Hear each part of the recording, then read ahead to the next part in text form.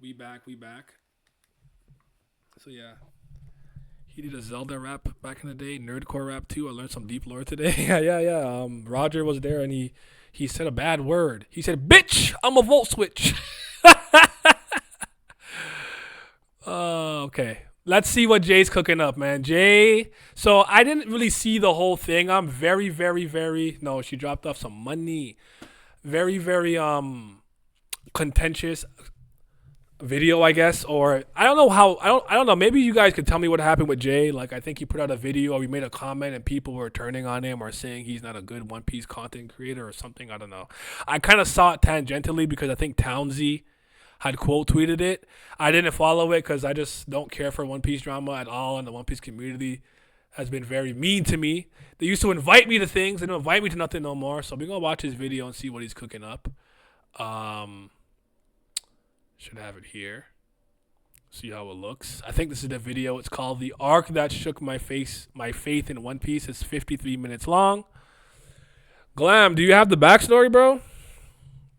Just some loser on Twitter who said Jay doesn't like One Piece anymore because of agenda piece. Honestly, I haven't been too tapped in lately because of law, school. All I know is he gets blamed for all the negative agenda. Okay. Do you want to just tell me via chat or do you want to come in and tell me here? On stop following One Piece but seeing his Mickey comments on Saul? One Piece Glazers got upset he doesn't love Wano when he has very reasonable issues. Okay. Yeah, hop in VC then. Hop in VC and tell me. Oh, sorry guys, give me 1 second.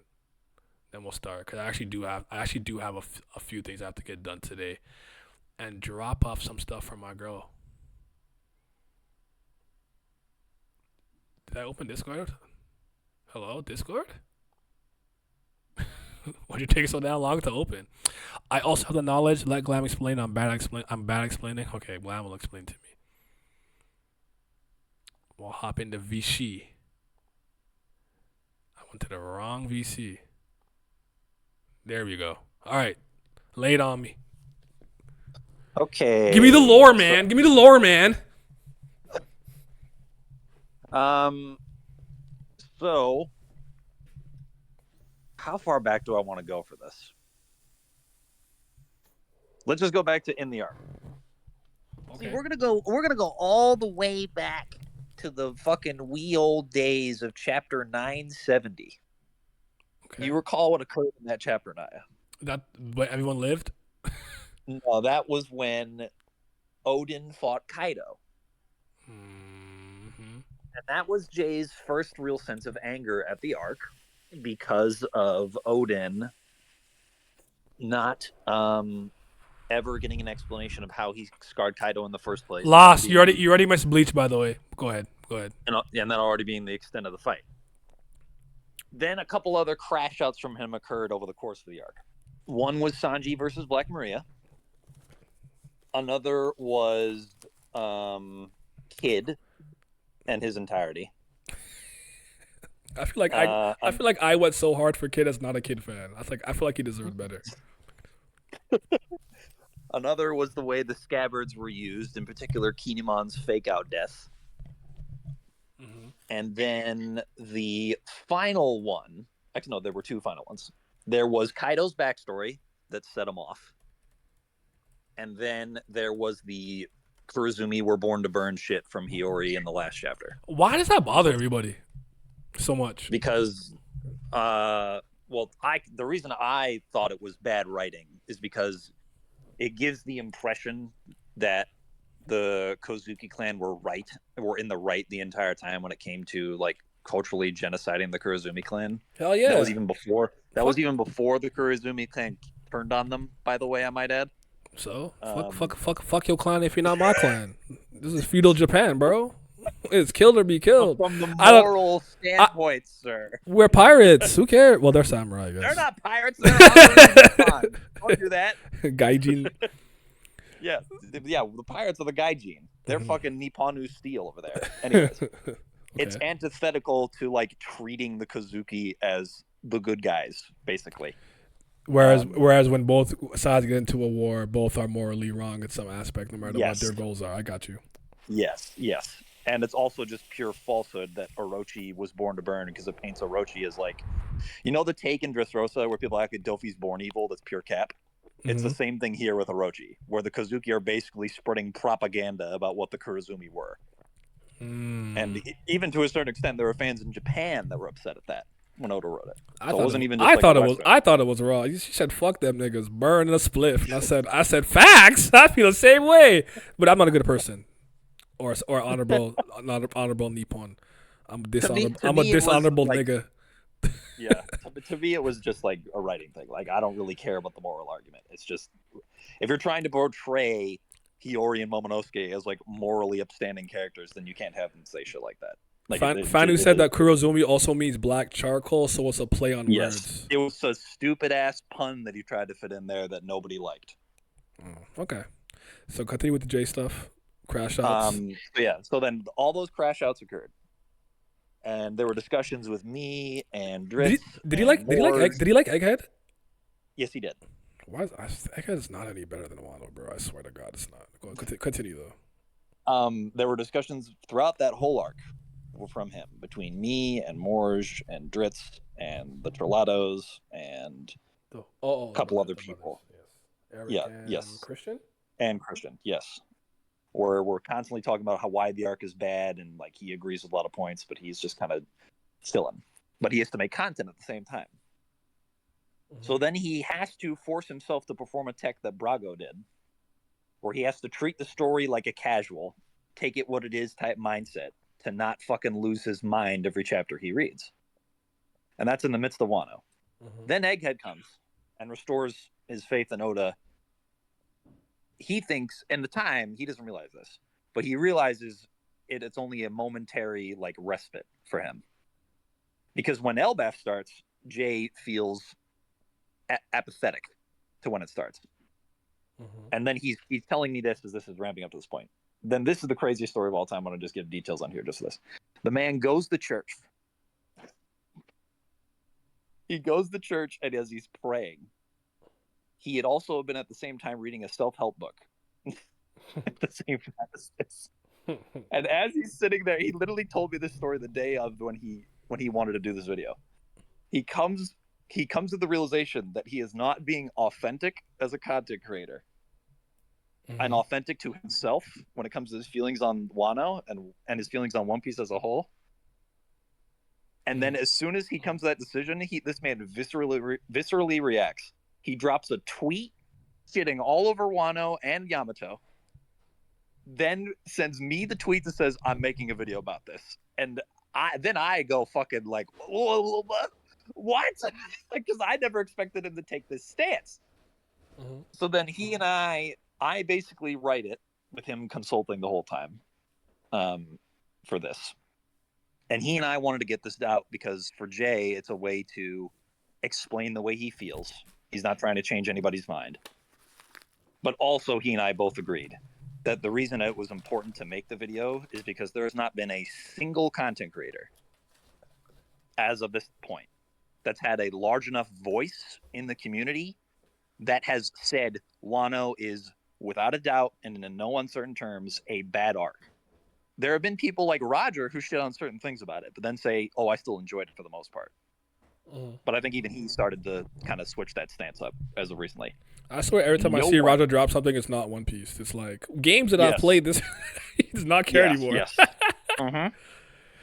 No, he's solely Nintendo video game man at this point. Shout out him. But Jay and I wanted to get this out for that reason. So that's essentially, you're going to just be sitting here an hour of explaining himself, giving positives he liked, and then shitting on it is what you're going to get. Do you want to stay for this, or do you?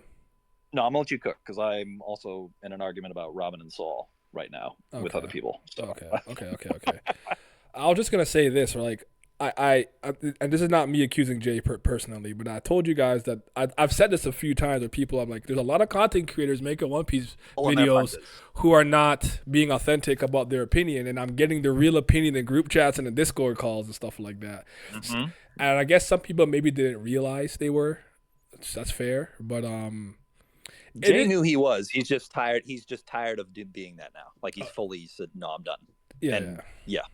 No, I was gonna say like, I do feel like in terms of the way that the one. I mean, I guess I'll just comment as I watch and to see if I was right, because it's just kind of like I find that in my community, I have much more rational One Piece fans in my neck of the woods, because I think I curated them that way. Because I never had wild off the wall theories and takes, and like my only real agenda you can say that I ever had is that like I overhype Crocodile for any reason, the same way I do Mew Love for Tower of God, but it's obviously me playing it up. Like I don't literally believe it. You know what I mean?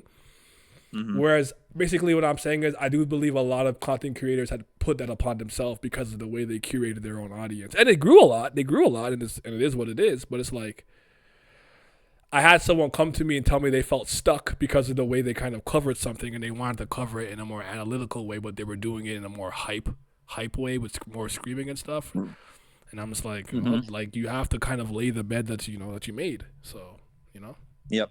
He'll also talk about the community a bit in this and reasons why like that impacted the way he affected content as well.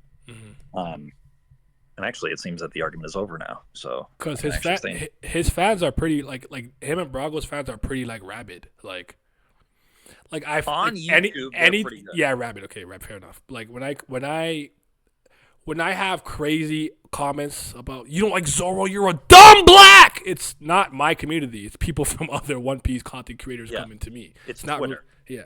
So yeah. Okay. I'm gonna catch up to the comments and then we'll start. Egghead, just by the fact that the pacing is way better makes it better. Egghead is way less convoluted to the point. That's fair. If you like the points or not, it's up to you, but no fluff makes it better. Enough with the 4-year arcs, goddamn. That much I could agree with, like, getting to the point. But I do think we skipped parts that I actually cared about, like an actual fight with Luffy and Kizaru. That's just me personally. One Piece YouTubers lying to them about how good it is. Vindication. I knew it all along. I kind of told you guys a few times when I made some videos, but yeah, I agree. Roger be gaming. I glad a lot of YouTubers now are speaking out on Oda's writing in Wano. I lost my shit when Roger Base recently stated he's playing Honkai Star Rail. I thought Chief was an Oda man. Man switched up and started following the path of the Dawai. I knew that Naya. I always knew that, but I'm glad they're speaking now. Fair enough. I've been watching Brago a long time. Even I see sometimes he wants to say something, but he can't because of how the community is. Crocodile's kind of cold though. That's my goat. You had on the Hawkins agenda until he killed himself. Oh, that is true. I was hyping Hawk. I did. It wasn't an agenda. Just that I really liked the character, and I felt like no one else did, so I would defend him a little harder than I probably needed to. But you're right. So that counts as the second one. Trent was the one with the agenda because Trent was saying wild shit like and Grim. Remember Grim Reaper? He was the one who's like, oh, he packed him off screen. I'm like, I did not say that. Those are not my words. I got associated with any opinion like the few Hawkins fans had, and there was that one other guy on Twitter. I don't think he has a channel, but he was a Hawkins fan, and he would be in like Virgo streams and stuff. I believe I can't remember his name though. But anyways. It depends if you chase the bag of everything. If you do, then you say whatever the fans want to hear and know. That's a good point. But like, see, this is why I'll never be rich. I can't just give people what they want. I gotta give you what's in my head and in my heart, bro. Like, I can't lie to y'all unless it's for fun. I'm kidding. But like, what you hear from me is what I think and feel, and sometimes my opinion changes. Listen, the Hawkins thing was whatever. He was never that important. I just was hoping that he'd get a moment, you know. So, all right, this is the video. The arc that shook my faith in One Piece by JD Legend. Let's get it. But for many people that have been following my content for a long this may be a surprise to some, but for many people that have been following my content for a long time, this isn't a surprise. I'm making this video solely for personal reasons. This isn't to change your perspective of a specific arc. It's not to change your perspective of the series as a whole, because at the end of the day, you gotta do his preamble. But I can no longer prefacing. say One Piece is my favorite anime, my favorite manga anymore. I can't. And there's many reasons. Oh shit, nigga, is that 200K? Oh, he's trying to get there. Okay. I want to say, what the fuck? Oh my god. I thought I said, yo, I didn't even congratulate the man. Why you should have known the Hawkins gonna be a bum when the arc starts with him being hoed by Zoro. Did he get hoed by Zoro? I'd argue that he. No, he didn't. I'd argue that he came out of that interaction looking better because he was against Zoro and Luffy. But that's just me. He got hoed by Law. Was the one he got hoed by. Yeah. Okay. but I'm going to go over all of them right after this introduction because I've had a lot of time to think about this. I've had a lot of time to mull over it. I've tried many different methods to continue to create content on One Piece because at the end of the day, that is the basis of this channel. It is the anime that I've spent the longest time with, so it's really hard for me to face the facts. But isn't his favorite Hunter x Hunter too? Am I wrong? Shonen? Or I don't know. What's his favorite series in general? Favorite manga right now? I think it is Hunter x Hunter right now. It would have been Berserk before the chapters post Miura came out. So. This is like the one thing I've never fully understood, and maybe like this is the me thing. I'm covering my favorites. I'm not becoming a Hunter x Hunter creator because Hunter x Hunter is not my favorite. I'm not like if Hunter x Hunter is my favorite, I'm making Hunter content. You know what I mean? Like I've always found that a little. Maybe One Piece used to be his favorite. And things have changed. I don't know. Because like for me, JoJo became my favorite manga overall, right over time. But you know, this is a thought. Because even with Dritz, I remember him saying like Berserk's his favorite. I'm like, make Berserk content. Fuck this Mihawk video. Make Berserk content. I'm trying to see a Casca video, bro. Like what's crazy is that right when he was about to. That's when passed away. Yeah, I know. Oh man! Right when he was about. Yeah, because fuck Tagashi, he's a bum. But I think for the integrity of my content and the integrity of me as a content creator, the integrity is me as a person. So for anyone that's coming here and saying, oh my God, here we go again, because Jay's about to crash out about Wano all over again. Yes, I'm going to crash out, but it's not really a crash out the way you think it's going to be. It's for you guys to understand me. This is what this video is for. Understand. This video is for you to guys. Why do you say it like that? It's not to change your perspective. Why do you say understand like that? Change how you feel about the story as a whole. It honestly doesn't have anything to do with how you feel about Oda or anything like that. You know, I'm still gonna make One Piece content, but you guys need to understand, moving forward, I can no longer say One Piece is my. And Glam, tell this nigga to invite me to something. God damn, bro, you forgot about me. You're not trying to be on no damn reverie. Don't do that. Yes, I am. I'm trying to get my name out there with rational opinions. I'm trying to get out. I'm trying to be out there, bro. I'm trying to be out there. I'm back in these streets. My favorite. You got to be trying to make those goddamn fucking videos. It's still up there, but it's not. And I need to share with you the reason. You're right. Why. The main reason is. You seen that One Piece video essay though? Cooked. It is Wano, and I know that's going to be annoying for a lot of you guys to hear, but I need to emphasize it. I want to put everything into one video, and I want you guys to truly understand me. And if you can't, that's fine. It is what it is.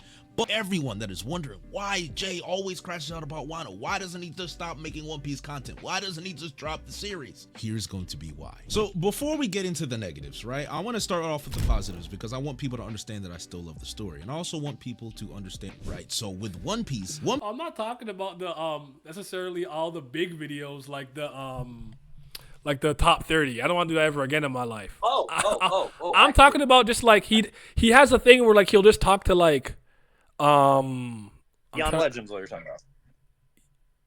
Yeah, the podcast, the new. Yeah, he already said he wants you on that. He'd been told me that. He just hasn't invited you to one yet. But he literally told me straight. I was like, yo, I want Nile. Man, Bragos had the same thing to me, and it's been a year.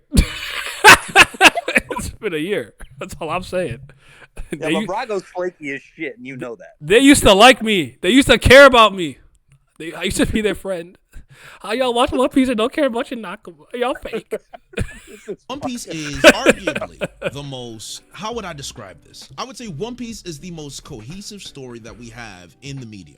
One Piece is, world building is second to none. The characters that we've experienced, the emotions that is pulled out of me, the moments, the way Oda can write a character moment, the way Oda can write an emotional story has been one of the things that have kept me going for 15 plus years because I've been reading this story for half of my life, if not more. And just to really hone in on it, let me explain to you guys how I absorb manga and anime and just story in general. For me, I'm a very character driven man. If you give me a good character, you give me good introspection, you give me a good character arc, you give me the ups and downs, the highs and the lows, and you see them. If you show me everything that they're feeling and you show me their growth or their degeneration, I'm all in. This is why when you see characters like Vivi, from someone that has infiltrated Baroque Works, going into a criminal organization, grew up as a princess, an innocent, an innocent, starry-eyed princess, going into a criminal organization like Baroque Works to try and do espionage, to try and figure figure out what's going on, to find who is the leader of everything that's going on in Baroque Works and in her country. To see her then be recruited by pirates, become a pirate in order to go to Alabasta to free her country, to her dealing with Crocodile, to her emotional crash outs over and over again because Crocodile at every corner just seems to not only insult her, destroy her country, destroy her father. Like, to see someone go through all of that visibly and still fight back, still stand tall, even though she doesn't have the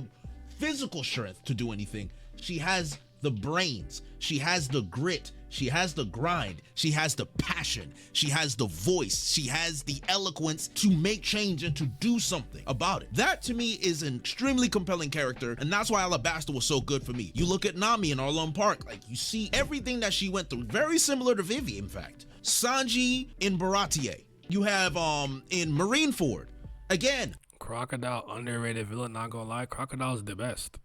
Luffy, Ace. You're attached to so many different characters within these arcs. We go to Sabaody. I mean, Luffy's arc alone. That nigga said, Robin said, why did you tell them where the key was? He said, bro, I didn't give him the key. The key's right here. It's on me. And he started laughing. I said, that's real. You expect a crash out for season 3, Naya? No, I'm not crashing out. You're going to get the most rational, indifferent, Yo, cold. Bao hit me up yesterday for that shit. He was like, yo, Glam, you hear that Tower God season 3 ended? I was like, yeah. And he's like, he was literally telling me, I don't know if I've seen a bigger fall off for a series than One Piece other than Tower of God. They're definitely competing for that spot, I guess you could say. Though I'm still at the point where I actually genuinely think that One Piece can piece itself back together again. I'm not too sure. If Tower God, the jury's still out. I'll figure it out. I know Kubero's out. I know. But no crash out. It's gonna be aloof, detached, cold-hearted analysis. And Sabaody is incredible to me because we're so used to Luffy coming out on top or just fighting through adversity. But this is where Luffy loses, and he loses categorically. And you see the grief, you see the pain, you see the sorrow, you see the crash out, and you're like, this is what it's all about. It's about the character, and it's about the main focus of the character in the story that's really pulling me, specifically me, in. That's where I get attached to. You give me a character I like, you give me a character I can follow, and I'm all in, right? That's why with Thriller Bark was cool, but it's not really highly ranked in my arcs because Brook is kind of the main focus for the most part, and then you got a little bit of Moria and some Luffy in there as well, and you're kind of like, he's not moving mountains, but you have a lot of good moments with Brook, so Thriller Bark isn't a bad arc. Now, as we go into the post-time skip, things change a little bit, and I'll emphasize that in the next portion of this video, but I really just want to emphasize again, the emotional moments in One Piece, they always hit, right? You have my homie gave up and dropped Tower of BS when the dumbass blue shield shot happened. So you're saying you are beyond crashing out. That's how low it is. Season 3, I mean. Over the course of season 3, I've become much more indifferent to the direction the Tower of God is going into. Still enjoy a lot of certain things. There's certain things that I want to see. There's certain characters I still like, and it still has its moments, and that's mostly what I'm here for. The days of me believing Tower of God was going to be this absolute genius masterpiece of a series from like top to bottom, I don't believe that's possible anymore. I almost kind of believe the best score I can give Tower of God is a 7. Should things not piss me off from now to the end, it'd probably still get a 7. I don't really like season 3 that much. I think it ends stronger than it starts, all things considered. But it doesn't really get an emotional reaction out of me that the way that it used to, more often than not, unless something kind of hype happens. So like, there's no crash out coming because I'm not angry. I'm not sad. I'm not happy. I'm just pretty neutral. I'm even keeled. So there's no crash out. Like, I might say something harsh and critical, but there's no anger behind it, if that makes sense. Whereas with One Piece, there's still a little bit of anger behind it. Yeah. I hate that feeling, slowly falling in love with something that once meant the world to you. Yep, it's happened to me before. Danganronpa, Kingdom Hearts, various series. So I'm not unaccustomed to this feeling. I still remember the constant hype excitement of Google Meets era, the fall of his historic. The Google Meets era, man.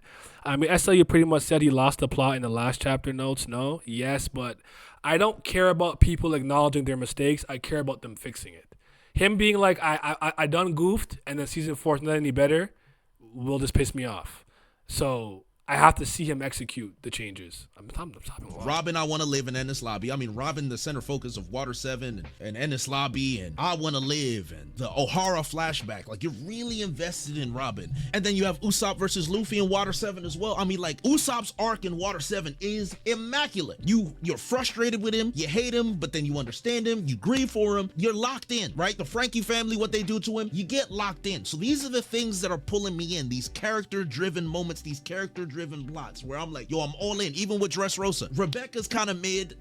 Kuros is cool. I like Kuros' story. I like his suffering. I really appreciated it. But what really got us all, let's be honest, Law and Corazon. I mean, my God, hard carried Dressrosa. Not to say Dressrosa's bad, but their story was so good that it begins to carry. You throw in a little Senior Pink in there and you got a good meal. I'm a Sanji guy, so Whole Cake Island, you know, I'm with it. The Sanji backstory, I'm all good, right? Fishman Island had Hody Jones, so not, you know, not really good, but the themes, racism, Fisher Tiger, Arlong Jinbei, that's enough to kind of keep you in and you're like, yeah, all right. Punk Hazard, we can talk about that later. But you get the gist. I've talked about it enough. You guys get the gist of what I'm really going for here. Character-driven, emotional moments. Those emotional moments are always compounded on each other based on the focus of the character as well. I Want to Live, Mary dying in Ennis Lobby, Usopp versus Luffy. If you would go to Jaya and Skypiea, you have Mont Blanc Cricket and the story of Norland, the ringing of the bell. Like, you have all these characters that are tied to emotional moments that you really, really are feeling it, right? So this is my basis of what made me love One Piece. This is the basis of everything that I adored about the story. And then the lore is obviously great. So, you know, the lore is also great, but like, again, that's not what pulls me in. What pulls me in is the character. What pulls me... I think One Piece has a good lore, but I think people overestimate how great it is.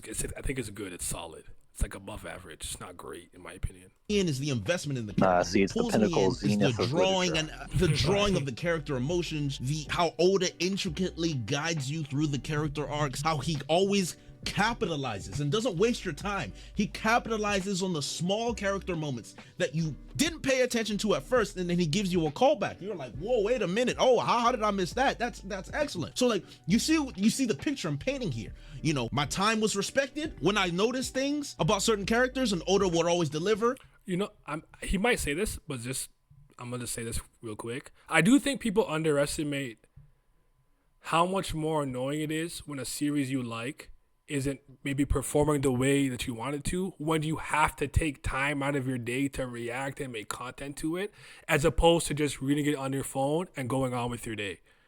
If I was just reading Tower, I probably would have dropped Tower of God already, honestly, if I was just reading it on my own.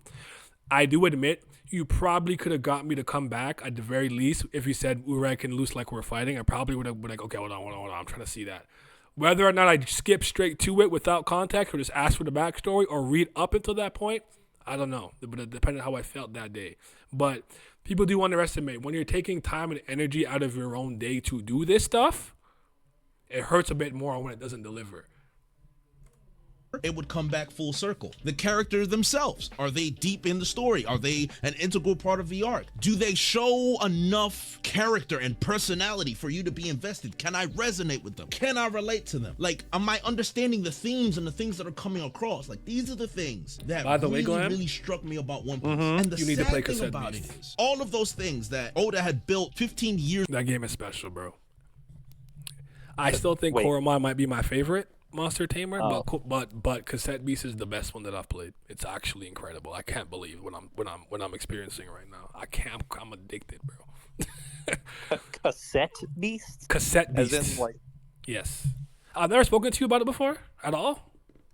I don't think so. Really? Listen, that's kind of. Yep. I've known about it for a while. I just finally really got around to playing it. But those 10 people, out of 10 on Steam. And we got vibes and music. It's cop. I don't even got to look any further. Yeah, man, it's so good. Years of trust on and delivered over and over and I also suggest Koromon. over again. The quality varied, right? Not everything was as peak as Robin, right? And not everything was as low as, like, say, Brook or Punk Hazard or whatever. But I always felt like Oda would deliver. He always did. It's called Cassette Beasts. Hold on. I'm going to make a video on it, actually, probably for next Friday. For my last video essay. Cassette Beasts. But those people will use the argument, if you don't like it, drop it. Just because you're not enjoying I hate that argument, but like, yeah, I know. It's things to do with as a content creator. did deliver, but things changed for me with Wano, and it's time to get into it. And I'm gonna go over like the pros and cons of Wano, and I'm gonna give you like a nice little chronological, well, not really chronological, but you know, I'll go by act to let you guys know where things kind of went wrong. He did not go by where act. things kind of changed for me about the story, because I needed to give you this context before we really dive in, because you guys are gonna start to understand me as I keep going on. So the reason I feel this way now is mainly because of a few things, and I'm just gonna keep this quick. Wano, the arc. Again, there was so much hype, there was so much expectation about it. You had the editors yapping about it, you had Oda yapping about it. It's like, man, this is the arc that Oda's been waiting for. This is gonna be the arc that's building everything up that we've been building post time skip, from Fishman Island to Dressrosa, with Momonosuke and Kinemon. Everything was supposed to connect in Wano. Wano was supposed to be the big reveal. It was supposed to be the big arc, the arc that Oda is going to cook on. This is when we're gonna get Kaido, Big Mom. It was the most hyped up arc I think we've ever had in the entire series, and it set expectations that they just could not deliver on, and that was the biggest issue. And then you have Wano the Nation. I'm gonna get into that later, but the nation of Wano itself is something I have an issue with. There's also just the irreparable damage that has been done to my trust when it comes to some things that I expected Oda to cash in on, that I knew he does and he always does. It's not like petty gripes or like small things that I wish happened in the story. It's things that Oda set up himself and then did not finish or did not deliver on, that he has done time and time and time and time again. It's like me, you know what it's like? It's like watching LeBron James drive into the paint and go for a lefty layup like he's done 1,000 times, and him missing it in the NBA Finals when we need a go-ahead bucket. I'm just like, LeBron, what is going on here? That's gonna hurt me. It's gonna leave some pain. So like, you move on to that, and then there's the community. Again, I'm gonna get into the community. You had to glaze LeBron, didn't he? As well. I love this community, but there are some things I have issues with, so we will talk about that as well. And then also just the content that I make now, since I make more retire, old man, get out the league. You and your bum ass son. End of piece content, because it's really something I really enjoy. I have no idea what's going on with Brownie. I'm just talking shit. It's a way I can enjoy the story as a casual, but also in a comedic way. It keeps me ingrained. It keeps me interested. Putting you in the G League where you belong. We're not going to be nepotists over here. I mean, that is still nepotism. You got to the league. Yeah, but you know what I'm saying? That's the worst thing. No matter the story, when the author hypes it so much that a good payoff isn't realistic. I kind of feel you. I actually want to say this for me personally. The editors never got me excited for Wano. I actually tend to ignore them because I actually think they just talk way too much and need to shut the fuck up. So I actually, by that point, was not listening to them. But because Wano was like Elbaf, one of those arcs that were like hyped up and built up to like, oh, when we finally get here, shit's gonna pop off. That let me down. But that's fair. It's a fair point though. Interested in One Piece, because I'm like, man, what funny thing am I going to see in One Piece today? And with that going forward, the nature of my content is going to change, where I'm not going to abandon One Piece. I'm going to keep reading it. I still love the story. It's just that I'm going to try and do more other things as well. So let's get into the arc itself. All right, so let's start off with the things I like. I always like to start off positive and then give the crash out later. And also, I think it's important for you guys to see what I can appreciate in the story. So obviously, one of the things I really liked was Nami's speech in Act 3. Nami's moment really rang true to me because of the danger that I'm going by act and went straight to Act 3.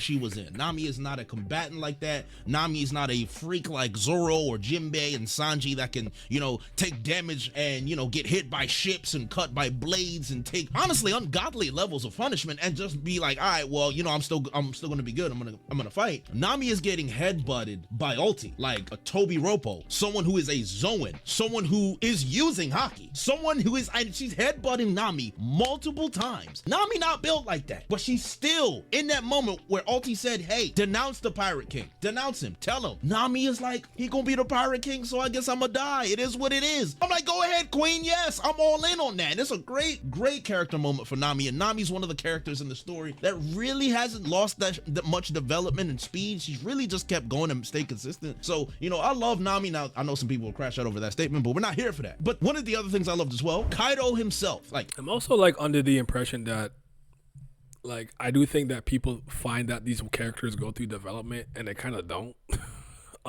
They just don't. They're static for them. No, there's some like I would argue like Robin and Law, and there's some maybe give or take a few other ones, but for the most part they're static characters. There's nothing wrong with that though. But I guess the idea is that some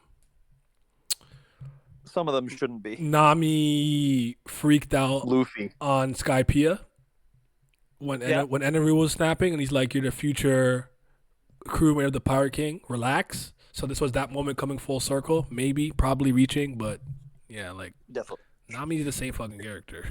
She's always been. Not the character. We're gonna talk about that later. But the hands, the boxing, the technique, the fighting, the prowess. His bag is unlimited. Kaido, the combatant, was a pleasure to behold. I mean, Three Realms Ragnarok, Thunder Bagua, Hybrid Form, Drunk Kaido, Future Sight, one-shotting Gear 4 Luffy, one-shotting, like beating Luffy like 2-3 times. Like, this guy couldn't be stopped. He couldn't be beat. He was just a force of nature. And then there was the Odin Mickey. Let's not get started on that one. We'll talk about that one later. But overall, Kaido as a combatant was a pleasure to behold. From a villainous standpoint, in terms of being a force, as a villain, from a combat standpoint, there is no better than Kaido in the story. So, like, I can 100% appreciate that, and it's really what... Sorry, I'm pausing to see if I agree with that.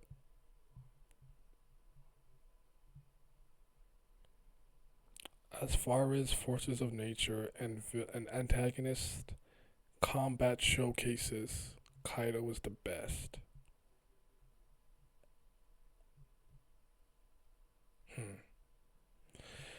I almost want to say by nature of his four emperor title and what it took, I guess, to take him down. Yes, but I kind of want to say Rob Lucci. As much as I don't like him, I think Katakuri had a really good combat showcase too. I don't remember too much about Dofi for some reason. I guess you could make the case. But one of the things that made the rooftop so nice. Another moment I really liked was Robin. Robin's moment of, Robin being able to step up to the fray and defeat Black Maria, the flashback with Hack, and the Fishman karate. Like, seeing Robin do anything, honestly, was just a joy. So that just has to be in the positives. Like, yo, okay, we get a nice Robin moment. Thanks for relying on me, Sanji. Robin's part of the crew. It's real nice. Yay. I love it, right? That was cool. Just the Sanji part. Trafalgar Law in general. Like, Law just go. Honestly, Law really just go. Like, watching Law in Wano was like watching Chris Paul in the Hornets. I agree as a combatant. I have no real complaints about Kaido except for the fact he isn't awakened. Agreed about that part. That's one of my biggest gripes in One Piece characters. Don't feel characters. They have so many interesting personalities and depth that Oda can really go off with the writing if he chooses to do it. And he used to, for the most part. I don't think that One Piece characters aren't characters. Yeah, he tends to give them a very strong personality and personality quirk,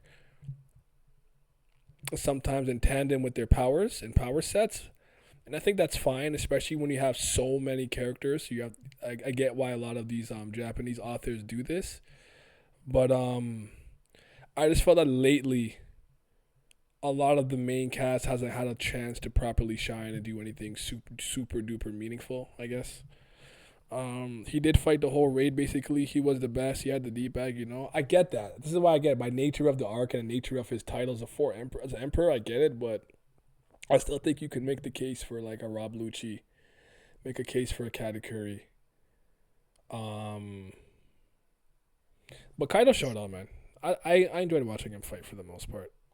It was like watching Drew Brees, prime Drew Brees in the Saints. It's like watching what's another good analogy? It's like watching David Silva in Man City or watching Iniesta in Barca. Like, I'm trying to give y'all as many sports analogies in case y'all don't watch sports, but it was like watching a master at work. My man had assist after assist after assist. The Devil Fruit usage was fantastic. His role in the story, him setting up plans, the conversation with Nico Robin about the poneglyphs. You still kind of wondered what role Law was going to play in this arc because his character arc seemed to have ended after the whole Corazon Doflamingo thing, but there's still more. There was rumors of Law being in Sword that never really came into fruition, but he still delivered. He folded Hawkins off screen. You know what I'm saying? Like, he helped with the Big Mom. He did 70% of the work for the Big Mom fight. So Law was just good. Law was just good all around. So no complaints about Law. The rooftop. I mean, the rooftop was Law was incredible. Right? When it comes to just sitting down there, casual, I'm here to just watch some Unga Other Bunga. than that awakening Give me shit, some Unga Bunga fighting and colors and Dragon Ball Z. Give me that. Amazing. Him saying he's tired like 55 times? I know we like to downplay because Zoro stands like to act like he held it with one hand and then laughed at Kaido and Big Mom before he cut it away. Like, no, that didn't happen. But that was an excellent moment. Like, now Kid's performance on the rooftop, that's we gonna save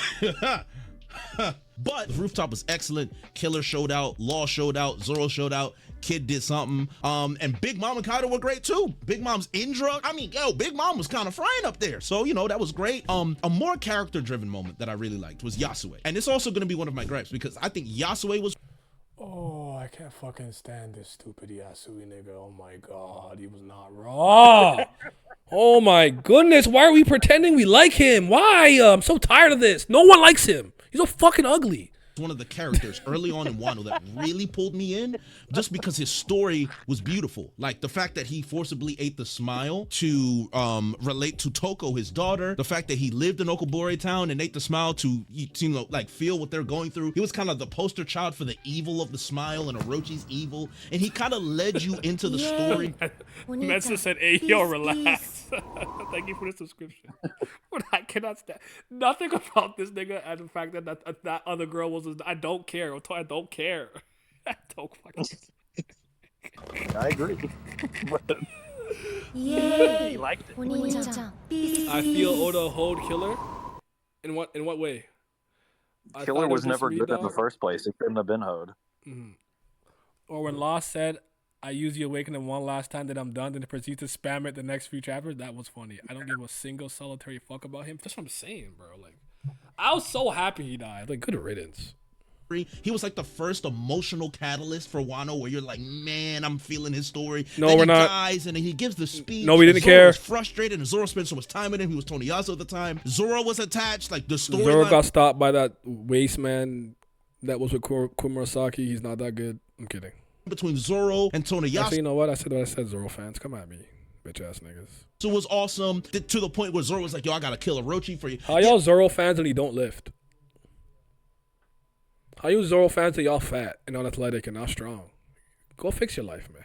Like even Luffy was looking at the screen and Yasue was just such a good character. He was good in Wano, part 1. He made Wano Act 1 so good. Yasue was excellent. I laughed uncontrollably at his death and not because of the Orochi effects of a smile Yasue alone. We understood the magnitude of what was going on in Wano because Yasue really honed it in, man. And that death scene.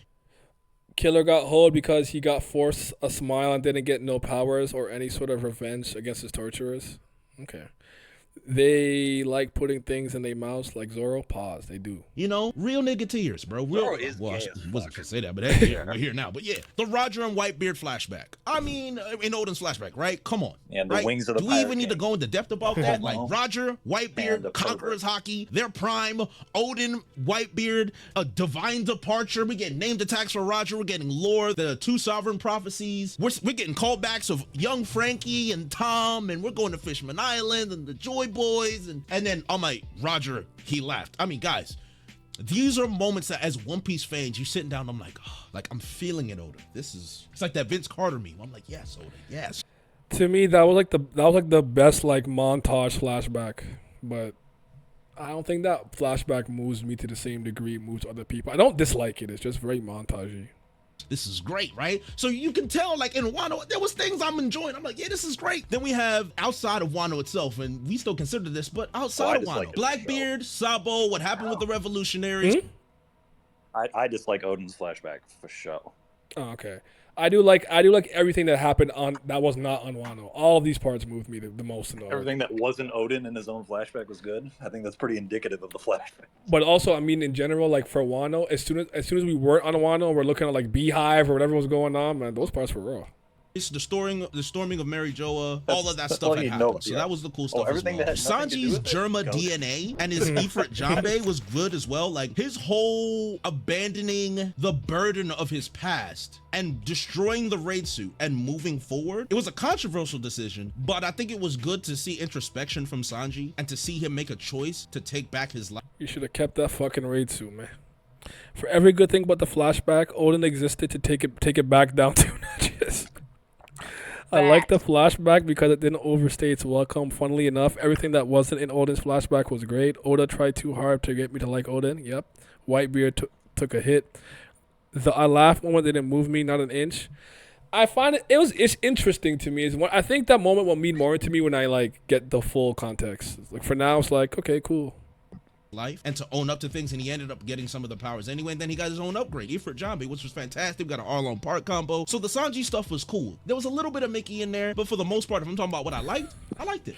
You guys with this Mickey and Rat shit is so funny to me. A little bit of Mickey, I thought Momo you was a rat. character. You guys I are thought so he was a good fucking funny. protagonist for the arc. I liked the moments where he stepped up, especially when he was on the cross in front of Kaido, and Kaido's like, yo, denounce Odin. Momo fucking sucks. Cut it out. Momo had one good moment. Business. That was in Got an Udon 8-year-old prison. kid, man, That was about to aight. get crucified. I didn't mind He's that just one. like, you know what, man, I'm my father's son. Ain't nobody gonna check me. Like, I'm here. I'll die if I have to. Real, and then, I mean, the speech in Udon for Momo as well. You know, the little man was a grown man. Like, he really stood. The little man was a grown man. Represented his family well, despite his young age, and allowed people to place their hopes on him. And he had a lot on his shoulders. And I think for an 8-year-old, he just performed very, very well and had a lot of class. So, Child Momo, I liked him, right? Gear 5, obviously, I like Gear 5. The only issue I have with Gear 5 was that after a while, it just got a little too zany, and it got the tone of the fight and the seriousness of the fight was affected by the zaniness. But overall, I did like Gear 5. I like the powers. I like what it does. I like how Luffy, I like what it represents. Like, overall, Gear 5 was nice. I liked it. I don't like it as much as other people do, but I like it. Like, I like that. I don't really got much issues with that.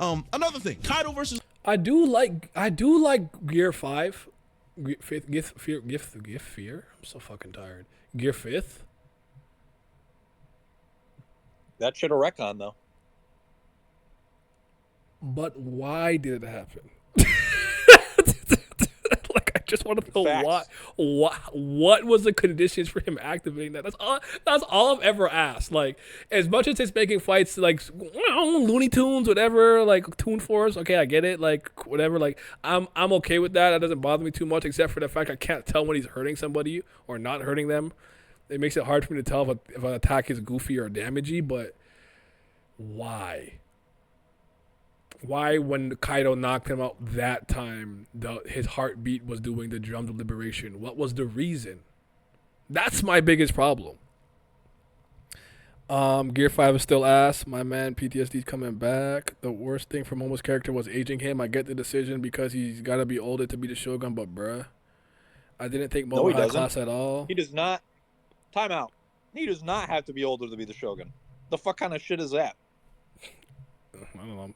I guess, do you have to have like an interim Shogun until he's of age, or he just becomes a Shogun? He already right there. Oh, shoot. That's a good point, I guess. But Japan doesn't like women. Japan can fuck off. Women can't lead. Come on, man. You know. I'm quoting Japan, not me, by the way. I don't mind the Toon Force, but definitely came out of nowhere. Just Luffy. Act 1. I mean, Luffy getting humbled and one shot. I mean, that's self-explanatory. Kaido was out here cooking, boy. I was like, Kaido, yeah, lock in. That was great, right? And, you know, we just, man, I don't know. I just got like a... Would I follow a 6-year-old? I want to follow a 28-year-old either. I do whatever the fuck I want. That's the best. I would not be on Wano. I'd have been left. Fuck that island. Would you follow a 6-year-old? Also, doesn't fucking matter. Because Oda doesn't. This story isn't grounded in realism, so a counterpoint based in realism doesn't matter anyway. Gear 5 design is peak, but how it's used in story is very questionable. Oddly enough, many countries let women lead while they had their children in official positions. Galam's idea would have worked better. See, there you go. Quick wave of Hiyori. depression, just thinking about how much I enjoyed Act 1.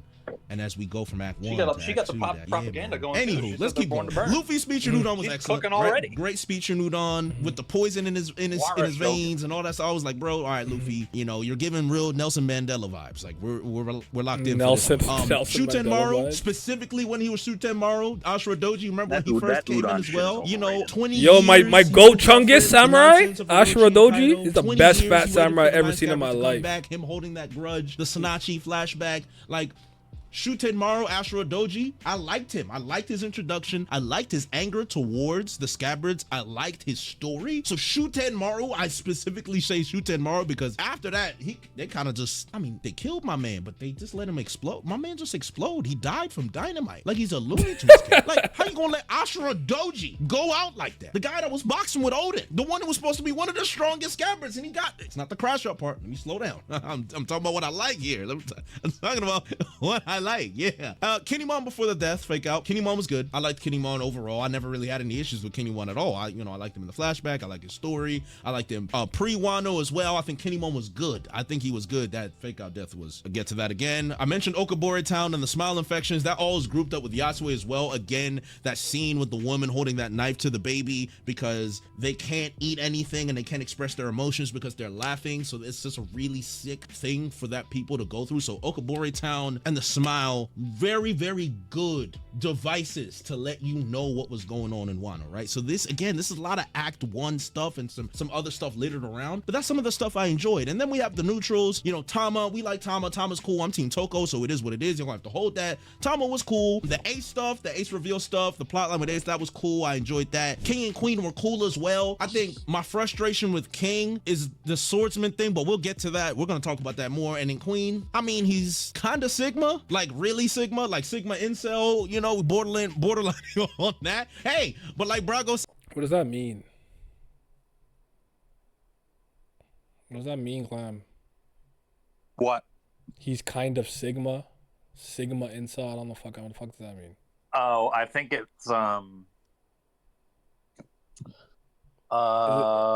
Does he mean? Does Andrew Tate Red? I was gonna say, does he literally mean like the male personality archetypes, alpha, beta, sigma thing that they be talking about, or is it some next shit? I don't know. Sigma male grind set. It's some red pill. We don't like women shit. That's what it is. Okay, I don't care for either of those baby girls. Sigma, Gamma, Beta. The Paramecia awakening abilities of the Gomu Gomu me is cool. Everything else there was not great for me. It really just means he doesn't care about women, I think. Incel means he can't have a relationship even though he just prefer one. I know what incel means, but what is a Sigma incel? I thought like a Sigma is somebody who basically has a lot of alpha traits but doesn't care about the social hierarchy or whatever the case. Like alpha male cares about the social hierarchy and he commands it and dominates it. A Sigma male commands and dominates but doesn't care about the hierarchy and exists outside of it. So I don't get how that applies to Queen. That's why I was confused. Anyways, whatever. said, man, you know, the nigga can dance. He's funny. He cracks jokes. He's so fat. We like Queen. He's all right, bro. So overall, yeah, Act 1. Act 1 was really my favorite part of Wano was Act 1. I like Queen. It set up the arc very well. It's just then after that, things just started going downhill. And overall, I know this is going to be frustrating for some of y'all, but I personally think Wano was a bad arc. In my opinion, I think Wano was a bad arc, but there were a lot of things I liked about it. But now it's time for us to get to the things that got me. We have now reached the portion of the video where the crash out will be commencing. So if you're here just to see me crash out, now's the time you're going to enjoy. But before we get into that, there's a scale that we're going to be using here. There's going to be the minor criticisms that I have. There's going to be the I thought Sigma is used to be a wannabe alpha cornea. That's how I take it. Oh, that's not the information that I had gotten back in the day. But all right, I don't know. That's why I asked. Cause maybe the definition changed. You know how I know how y'all be on the internet. Y'all don't know what words mean. Act 1, 50% of the arc was good. I thought Sigma was smegma for the longest time. Was hella confused with everyone wanted to be a smegma male. Like, ew. Oh my god. Moderate issues I have. There's going to Gross. be major dislikes, and then there's going to be the crash out inducing dislikes. And we're just going to progressively get there. That's how it's going to work. That's how I'm going to be categorizing my problems with the arc. So it really is just a nice crescendo. So first and foremost, with minor criticisms, Zoro. Zoro was supposed to lead the samurai. Zoro as a swordsman and being in a land that created swords. I just feel like a vested interest in the culture of Wano, the swordsmanship, the swords crafters. Even asking about it, Zoro didn't really seem interested in it, which was surprising to me. Now, again, Wano was under subjugation and a lot of the samurai had been killed. So like, I get it. And that's a caveat. That's why I call this a minor criticism. But I am a bit frustrated that Zoro didn't get more this arc because an arc and an island and a nation that is founded on the way of the samurai and is honing their swordsmanship skills. And it's a land of swordsmen. Like, you would think someone who wants to be the world's greatest swordsman would have a bigger, more vested interest, or at least a continued interest throughout the arc. And we got the flashback, which was good, but it was mainly people noticing things about Zoro rather than Zoro showing any real interest himself. I mean, he gave back Shusui, and that's fine, that's fair, and he got Enma, and the Enma stuff was ridiculous with the community debating whether it's a power-up or not. People saying it's not a power-up. It clearly was. I think we can all settle that debate. But I just wanted more. I wanted more from Zoro. I wanted more from him personally. And again, minor criticism because it's not the end of the... He didn't kill Kaido. I just took some medicine and can feel myself fading already. I'll catch the rest of the VOD tomorrow. Peace. Alright, take care. ZKK was the funniest thing and the most dumb shit ever. I don't think it was funny. I think it was just dumb. The day in the arc really isn't really about him, so there's that. Again, another minor criticism, Gear 5, the tone during the fight was good. I enjoyed it.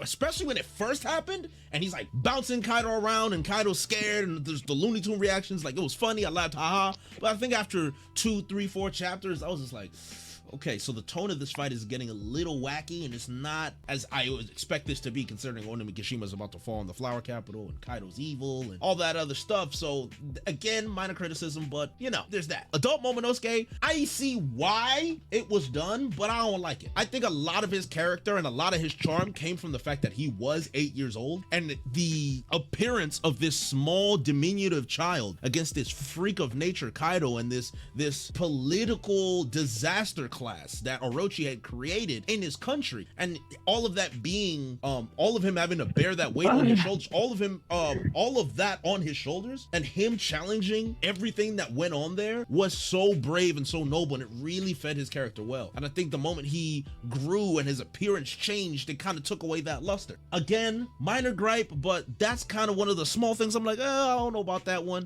Odin's character, I know some people can say they like Odin. I didn't really like Odin that much. I disagree. Well, sorry. So the thing with Zoro, I don't agree. I'm not a Zoro fan, but the expectation for Zoro and Wano were 100% fan made. Other than him fighting Ryuma, we had nothing to indicate he would be MVP or something. I disagree. People want to see Zoro more than be a stereotypical cool and say one-liners. A chance for him to do more in a culture he expressed interest in visiting, exploring, led to virtually nothing. Yes, but Zoro has very few character moments post time skip, so that's expected. So that expectation is a bit unrealistic. I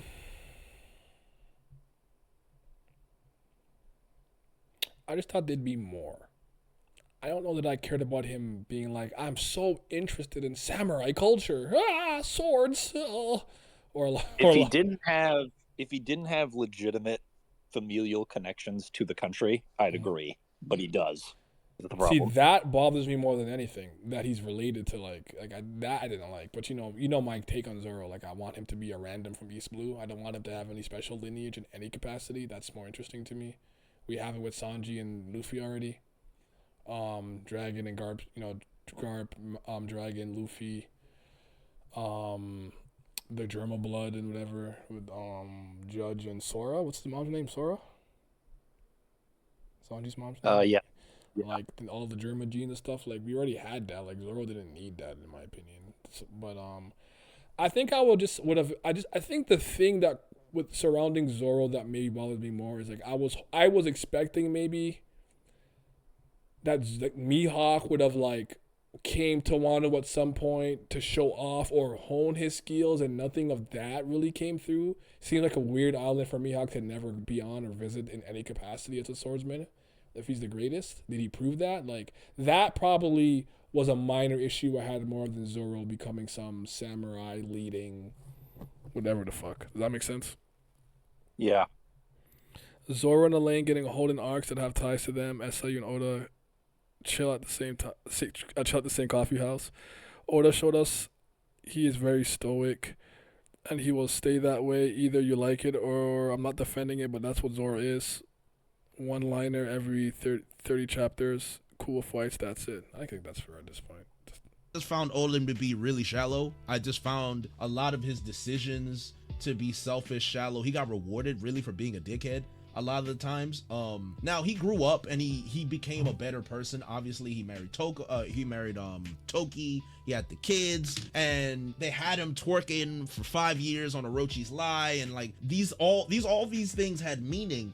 But Odin, again, he had great moments. I think the Hour of Legends was excellent. I thought it was very the pain of the scabbards watching Odin boil as he's holding them up was excellent. So Odin himself wasn't bad. I think Odin had a lot of great moments, but at the end of the day, he took a back seat in his own flashback because of Roger and Whitebeard, and I never really got invested in him. It's like I never really understood Odin, and maybe that's my fault. This is why it's more about me. But again, Odin for me, as I'm watching him, as I'm studying him, as I'm looking through these chapters, I'm like, he's not moving me. He's not moving me as an individual. His actions are moving me. What he's doing is moving me, because it's like it's almost as if, yeah, you're supposed to like this guy. Like, look what he's done. Look how he sacrificed. But then Odin the person, the deep introspection with Odin, I never felt a connection with him emotionally. Like, I never felt any connections with Odin emotionally. It just didn't do it for me. He just didn't do it for me. He just wasn't it. Like, that's it. And I think it serves a purpose that now that we're out of Wano, no one talks about him anymore. Nobody mentions Odin anymore. We still mention all kinds of other characters in the story, but the moment Wano's over, niggas not remembering Odin anymore. So I'm just like, yo, like, it's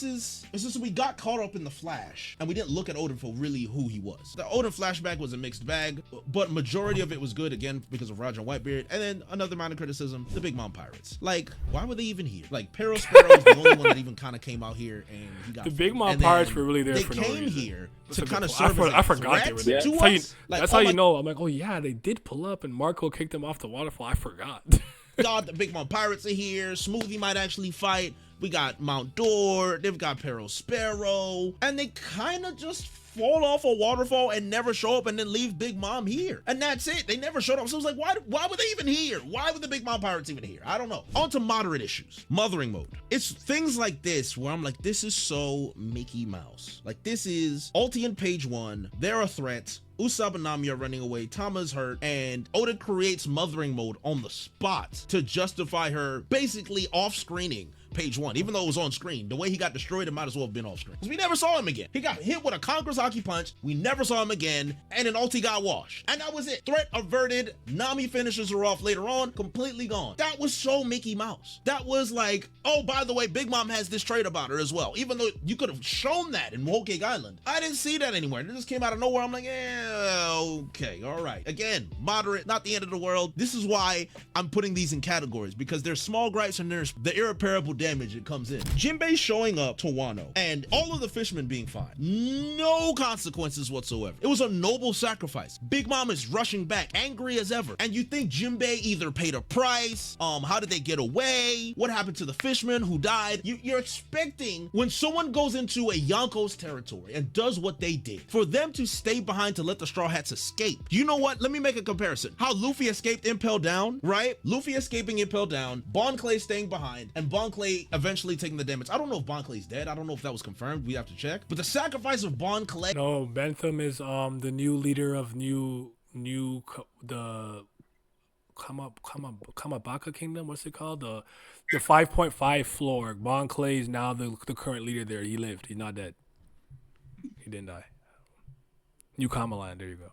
And Luffy's emotions towards Bon Clay's sacrifice was incredible. Like, that was good. That was a payoff. That was like, okay, you're not leaving unscathed. And it just felt like Jinbei coming back, no damage, no life force taken away. The fishermen pirates are all fine based on the cover story. I'm like, come on, man. Jinbei's introduction was supposed to be a happy but also sad thing, and it wasn't. And it's like, hey, you know, I'm back, guys. Yeah, we're lit. Didn't like it. I did not like it. Sanji and Black Maria. Oh boy. I have had so many people trying to convince me that this was a great positive thing for Sanji because he called for help, and it is a callback to him not calling. No, that's not why this moment is good or makes sense. The reason the Robin and Black Maria and Sanji didn't bother me, it's because Robin gets to play the role of the hero finally because someone's asking her for help. That's the point. Oh, the One Piece fans' takeaway from certain scenes sometimes just baffles me. That's really what moved me. For someone who spent 20-something years or 20 years or so not valuing her own life, finally begging for Luffy and them to save her, and then her being able to come play that role because somebody as powerful as Sanji is the one who asked her to do it, because he's just not going to hurt a woman or kick a woman because that's just how he is. You take it or leave it. I can't comment on whether you like that or not. That's what made the moment make sense.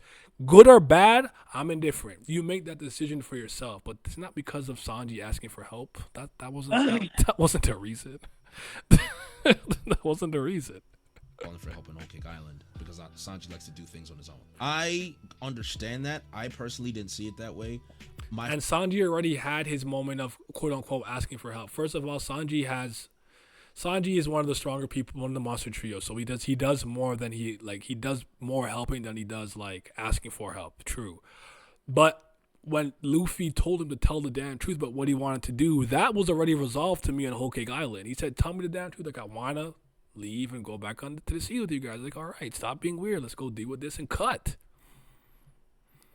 He said, "Yeah, but Jay's a Sanji stan." Well, yeah, him and Pat. Let's forget. My frustration specifically at the time was just how Oda was using Sanji as a punching bag constantly. I think it's a very him into a Khalifa 2.0 even keeled moment. Like it's not good or bad or whatever. It just it worked. It was fine to me. It didn't bother me. Sanji is he's the most intelligent person on the crew. You would argue Sanji is the most intelligent person on the crew, and Oda just made him look like a fool for the sake of Robin getting a good moment. And mind you, I can see the other side. I think Robin is smarter than Sanji fan and as an avid Sanji fan, what I saw was Sanji going through this Khalifa nonsense all over again, getting beaten to a pulp because he's not gonna hit her. There's no reason he should hit her. So Sanji's only just gonna get folded like a lawn chair, only for him to cry out for Robin to pull up and save him. And I'm like, okay, great moment for Robin, but why at Sanji's expense? I didn't even argue Jinbei. I don't know. I didn't like it. I didn't like it because of how Sanji had been portrayed all the way up to this point. And then Nami Ifrit kind of made me forget about it. And that's why I never talked about it again. But another thing, moderate issue. Not the biggest deal. Another one, the Toby Roppo. They were ass. The Toby Roppo were bad. All right? Here to see Oda's God Knight Naya defend our GOAT from this thug, Jay. Drake was dead. What's Drake up, was KG? bad too. Drake really didn't do nothing. Drake was trash. Oh my God, that Triceratops. What is his name? Sasaki. Oh, garbage. Utter trash. I mean, oh my God. Everything about him was bad. I just, least memorable person in the entire arc. His fighting was disgusting. I just...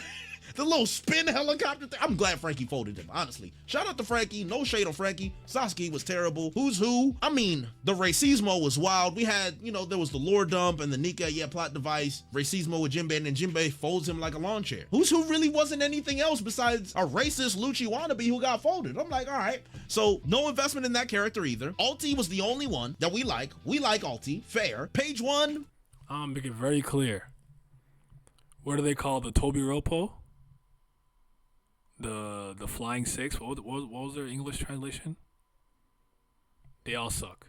All 6 of them. 0 for 6. They're all garbage. Ulti sucks too. I don't want to fuck y'all acting like she's a good character. They're fucking all garbage. Is there anything good to say about page 1? He got nice hair. He got folded like a deck of cards by Raid Suit Sanji. Then gets folded like a deck of cards by Big Mom because of mothering mode. Terrible. Terrible. Terrible. Oh, the Flying Six. Oh my goodness. I feel like I'm missing one. Who am I missing from? We got Who's Who. Trash. Sasaki, trash. Page 1, trash. Drake, trash. Alti, we like Alti. Who's the 6th? Oh, Black Maria. I mean, she was cute. She was sadistic. Was Black Maria any good outside of the fact that niggas was thirsty for her? And she beat on Sanji a little bit? If anything, she just served as an hors d'oeuvre for... No, Drake was actually a waste of time, bro. Apu was unironically more impressive than any of them. Yeah, the Flying Six and the numbers are some of the most pointless characters so far. The J's like me.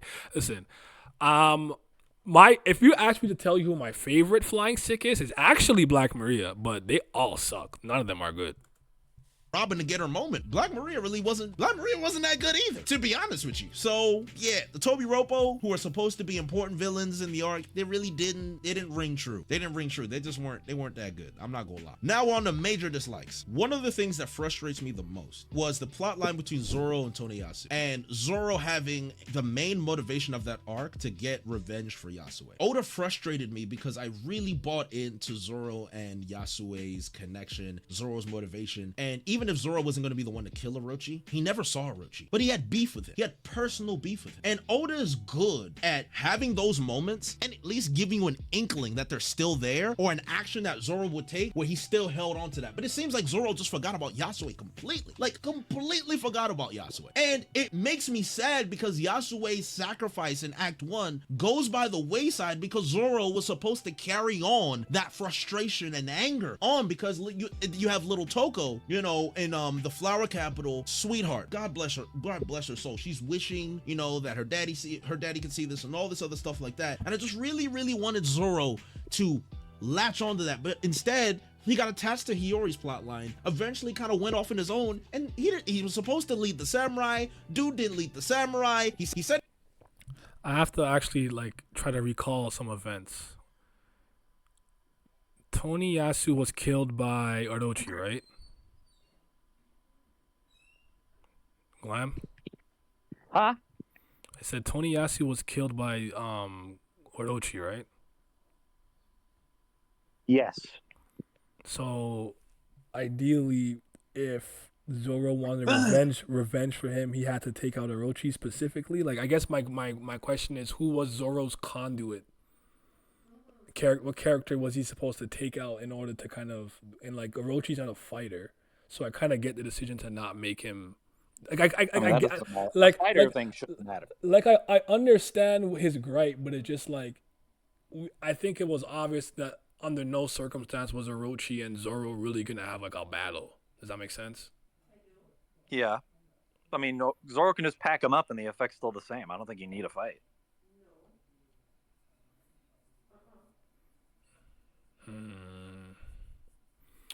Don't Naya, you risk losing brain cells remembering that arc. Yes, he was executed and Zoro and the others learned about the smiles at that scene. I don't know. I guess I'm trying to find a way for it to really make sense, I suppose. I mean, I guess Orochi's death was pretty lame, how he went out anyways. He had a fire off. No, that's something else. That was Raiden, Raisin, whatever, and the dickhead guy. Fukujuku, Jugukuruku, Jugukugugu. I don't know. I just don't see how it would work. Cause through like the CP9 one works so much better because Kaku was a fake carpenter. So when he packed him up and got the key, he said, "By the way, you're fired." He did that for Polly. Like there was a direct path for him to be like, "Hey, vengeance for I don't know, whatever." Fair enough.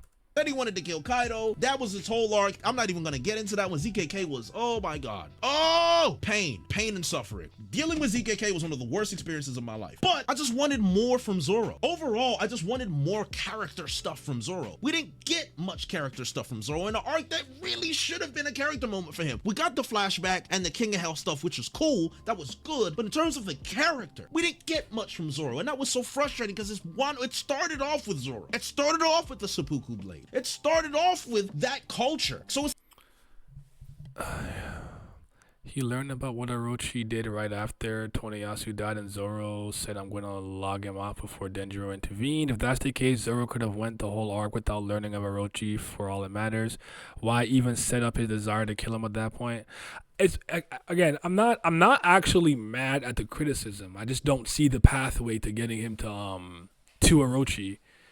And I don't think it would move us like that anyways. First of all, Toneyasu sucks. No one cares about him. He's a burger. Second of all, I don't know. Just, again, with CP9 arc and the Enies lobbies, it made more sense to me. Like, he can fire quote-unquote Kaku after beating him like Polly asked him to. Here, I just don't really see the path, I guess. That's just my point. Fukurokujo, Owlman, said that at the scene, maybe people think Orochi was hella mad. Zoro kills Orochi and gets the legendary blade from his body. Haha. I guess to do that, you may have to make Orochi a bit stronger, or Zoro has to struggle with the fact that he's an Ayatama no Orochi. Wano was really just bad, set up to bad, non-existing conclusions. It's like, okay, Zoro's about to have some interesting, deep moments, and we just didn't get it. And the biggest moment that he had was with Yasue. So he didn't take a vested interest in the swordsmanship. He didn't lead the samurai, and he didn't check in with Yasue. And I'm like, oh, then you don't do stuff like that, man. So it was like, okay, I'm just whatever, bro. I'm like, whatever. Then amnesia. The amnesia in Oshiruko was insanity. I think we can all agree that was bad. Like, Big Mom's amnesia was so bad. Big Mom turned into the biggest plot device and wasted plot device I've ever seen. Big Mom's amnesia was solely for the purpose of getting them out of Udon and nothing else. The Oshiruko Chopper leading her in there was crazy. I just like, what is this? I was like, wow. We don't need to delve into that more. The Big Mom amnesia was bad. I'm just not with it. That was terrible. Apu was a waste of time. Apu betrayed Kid. Kid was supposed to have beef with Apu. He did. He smashes him against the wall once, and then Apu just escapes. Runs off willy-nilly, is trying to use the numbers to fight in the battle. The numbers end up not doing anything or just getting washed, and Apu's is like, you know what, Drake? We should just get out of here instead. And he just disappears. And Apu serves nothing in the story outside of holding the antidote to the Ice Oni virus and then getting washed by Zoro. And that's it. Apu didn't do anything else. Apu was a waste of time. Waste of time. Hawkins. Oh my God, nigga. Oh my God. Hawkins, Comedy Central. Hawkins was Comedy Central. I have never seen someone behold so badly. He catches Law talking cash money. He traded sides. Law off-screens him and dismantles him. Bro holds out a card saying somebody's got 1%. There's a 1% chance that somebody's gonna survive this arc. 1%. We're thinking, oh, it's gonna be Luffy, or is it Zoro, Kanemon, Momo? Who is it gonna be? Who is it gonna be? And by the end of the arc, Hawkins is on his last legs after getting washed by Killer, and he looks at his card and he's like, the 1% chance of survival was me. And I'm just like, yo, I'm saying you can't be serious. This is Looney Tunes. Hawkins is dead. I want y'all to deep that for a second. Hawkins is dead. What did he do? What did Hawkins do, bro? What was Blood even doing? Hawkins accomplished nothing. The entire arc has served as comedic relief when he was supposed to be taken seriously. Hawkins was a disgrace. That was crazy. So we got 3 supernova in the arc. Drake, Hawkins, and Apu that were all virtually useless. They did nothing. They were a disgrace from the beginning to the end. 3 supernova gone. Capone and Whole Cake was frying. We all love Capone. Bonnie, Great, and Egghead. Oh, but Drake, Hawkins, Apu? Bonnie, Great, and Egghead? Why are we lying? We just lied. We're not doing that. But Capone, guns and niggas, he's raw. Hawkins, now I delete the OP gas video. This amnesia plot gave me PTSD. Now when I see a character with amnesia in whatever story, I get sweaty for no reason because I know what turns out. Just for the Hawkins betrayal. Fuck Bonnie, I'm sorry. Kuma tax for Jay. No, Bonnie's not a good character either. Capone, cooked in Whole Cake Island. Yes. They were in Wano, disgrace. Absolutely disgraceful. One thing I also didn't like is how the arc wastes your time with a lot of small things that we didn't need. Like Onimaru and Yukimaru. It was a nice story. It served no purpose to the arc. Who the fuck is Onimaru and Yukimaru? The fox guy who was also the troll guy on the bridge. Oh. I had no idea who he was talking about. That's when Zoro and Kamazo fought, right? And then didn't Zoro like pass out and he walked off? I can't remember, but I actually completely forgot he existed. That's crazy. It was wasted time. Wasted time that could have been used to flesh out more things that Oda had already written in Wano. But because Oda had so many things he wanted to put in the arc, he realized he didn't have enough time. So all the stuff that he had wasted previously now just ring hollow. Like Toki. What? Like, are we ever gonna find out what she did in the 4th century? I mean, is she ever gonna talk about it? The prophecy, the arrows, who healed the scabbards when they came? Was it Toki or not? Who was it? I think it was Hiyori, I think. Oh, that's Odin. Oh, yes, that's Sting's mother. I'm like, who's Toki for a second? That's crazy. I'm like, Toki, she didn't serve any purpose besides to have Momonosuke. Outside of that, she didn't do nothing. Y'all can't tell me you like Toki because you don't remember her. But my man Odin crashed out to save her. The blueprints for Kaido's castle. I mean, Marco and his letter, and that's a whole other thing. There's a lot more people that took that Marco letter personally rather than I did. But again, just unnecessary. Yamato. Oh Jesus, here we go. All right. Yamato, oh brother, I forgot about you too. As a character, Yamato did unparalleled levels of damage to our community. Unparalleled, because Oda, who is based in Eastern culture, and a large majority of his audience is in an Eastern culture, the way they receive the Yamato stuff compared to the way the West did, night and day. You can say Oda is in Japan, so he wouldn't understand the way the West would take it, but the debate over Yamato's gender and the pronouns was one of the most toxic, vitriolic, worst experiences I've ever seen in this community. No matter what you said, you weren't right. No matter what people did, no matter what people said, no matter what stance people took, it was always wrong to somebody. Y'all remember saying Frankie's gonna make anti-Kaido weapons? I do. I forgot he said that. How can you? She's all over the cover pages. Yamato was so incredibly mid, it was crazy. Yamato, most used character, take her the story. I forgot Yamato existed because Yamato was not a character that stuck out to me in any way that is meaningful. I understand. I don't know if he's going to talk about Yamato within the confines of Wano or narratively speaking, but yes, I do remember the story calling Yamato the son of Kaido and that causing a bunch of annoying discourse, but like I never played into it because I never cared. That's just me personally. Whatever it is that your real life ideals and beliefs are on sexual spectrum and orientation and stuff has nothing to do with me. I don't care what you believe. I don't care whether you believe you're morally correct, ethically right, and I'm wrong, blah blah whoop de whoop. I'm completely indifferent. I have my own opinions, my own way of living my life, and I'm allowed to do that because I'm a free fucking man. And I'll leave it at that.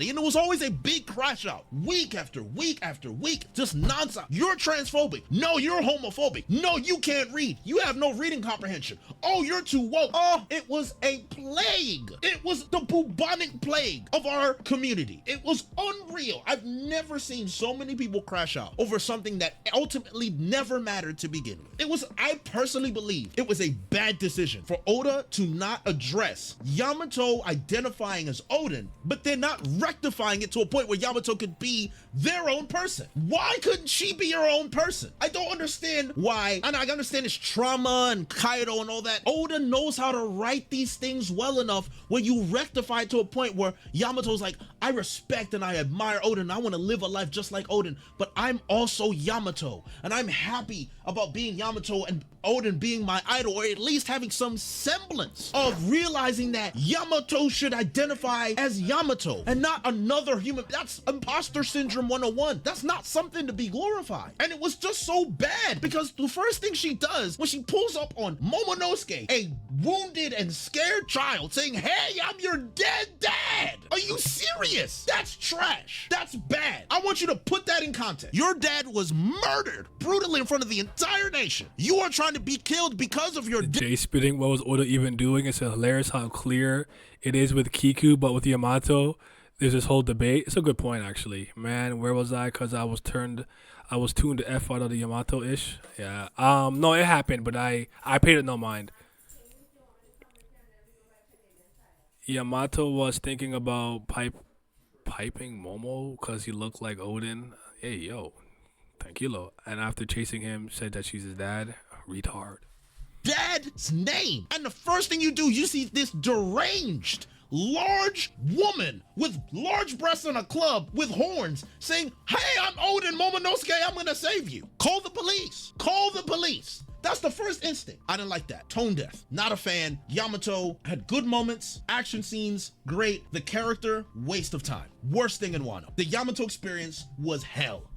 Every time Yamato was on screen, I was crashing out. It was hell. Didn't like it. If you guys don't like it, that's fine. If you guys like it, that's fine. But I promise you're never gonna change my opinion on this. We did not need Yamato at all. We didn't need. And then Yamato never joined to begin with. That was the whole thing. Oh, Yamato's about to be a straw hat. About to be a straw hat. About to be a straw hat. Oh, psych. Never mind. I'm staying. All that debate for nothing. And then we could still come back to it. It still won't make it better. I had to get that off my chest. That was, oh my lord. Kaido's character. I love Kaido. I loved Kaido. Oda showed us time and time again that there was something deeper to his character. We never really understood why he wanted to kill himself. We never really understood why he wanted to be Joy Boy. We never understood that deeper yearning for power and dominance that he had, that Oda had been sprinkling in. All the talks about honor, all the talks about samurai, all the respect for Odin, all of the respect for Roger and Shanks and all these other guys. This noble warrior spirit that Kaido has, that you can see because he grew up as a warrior, so obviously that's in him. But like, you never really knew what his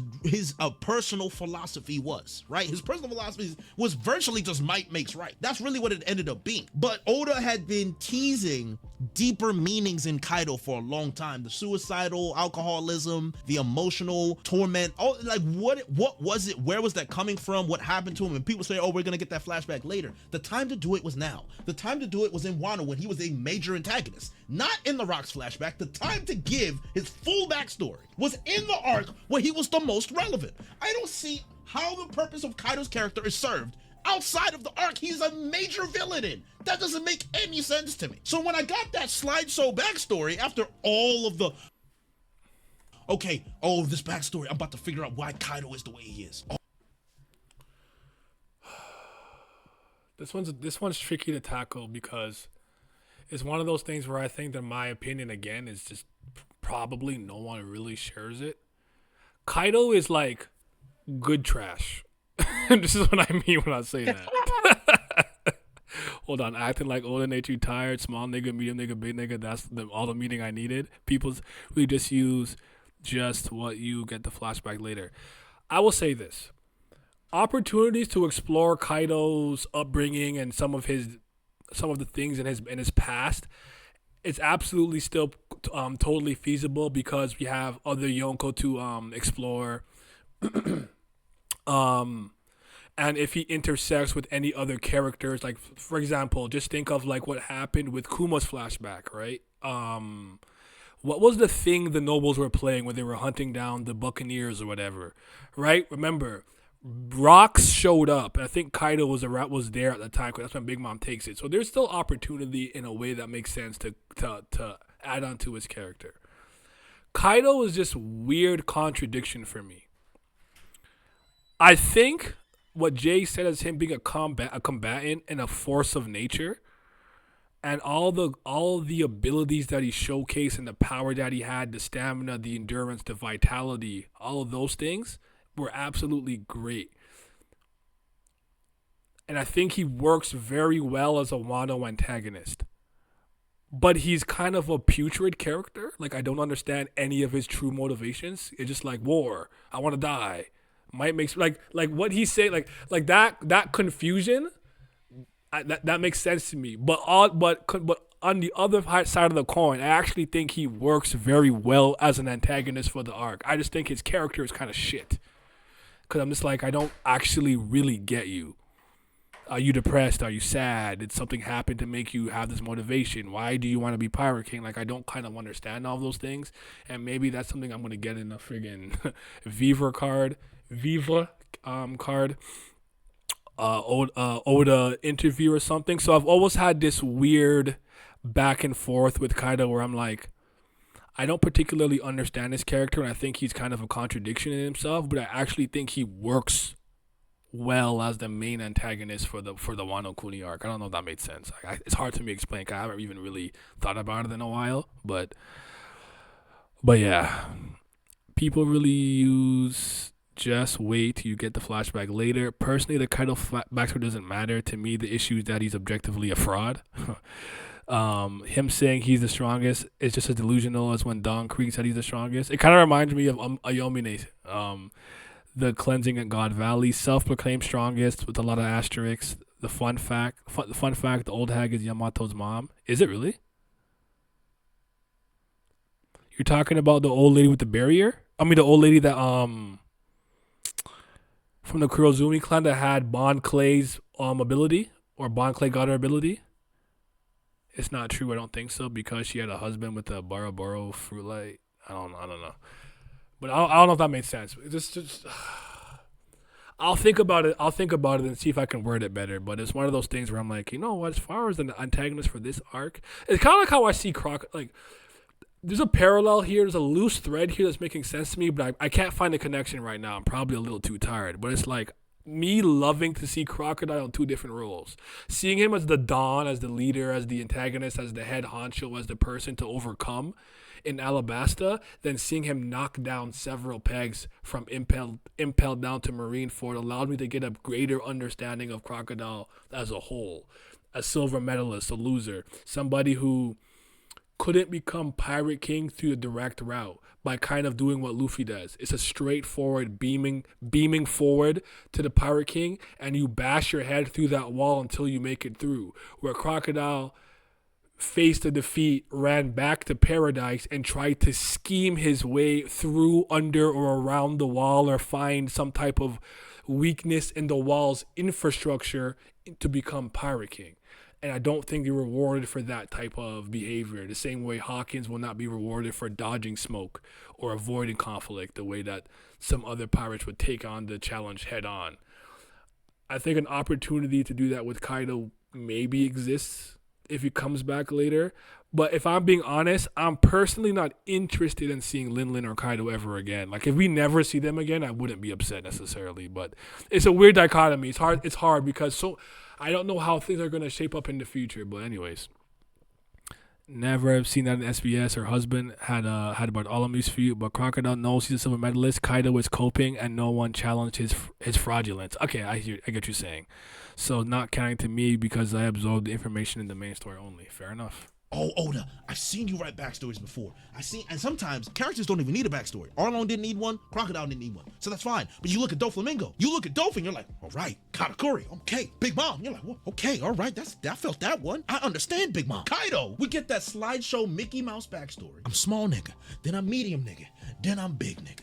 That's it. I want to dominate the world. That's it. That's all we got. From someone who has shown us the best performance as a villain from a combat standpoint in the entire series. And that's all we get. My frustration is that if that was always going to be the case and he was always going to be who he was going to be, don't give him a backstory. Let him be like Crocodile because he was good enough without it. He would have been excellent without it, but the backstory only was a detriment to his character. And I also I want to mention this. I don't even really remember the Kaido flashback for real, so I can't get into the minutiae of it. But sometimes I do think that a flashback isn't necessarily meant for the character that's supposed to be who's having the flashback, telling the story. It can actually do a lot for maybe a group of people, another character, or a concept. I don't know if the flashback of Kaido being small nigga, medium nigga, big nigga was for Kaido. More so it was if I remember correctly, doesn't he find King Albert in that? And King's lineage as a Lunarian is supposed to be important because of the Seraphim and blah blah blah. It could be more connected to something like that. I don't remember the flashback, so I don't want to act like that. But just keep in mind sometimes the main person who the flashback is about.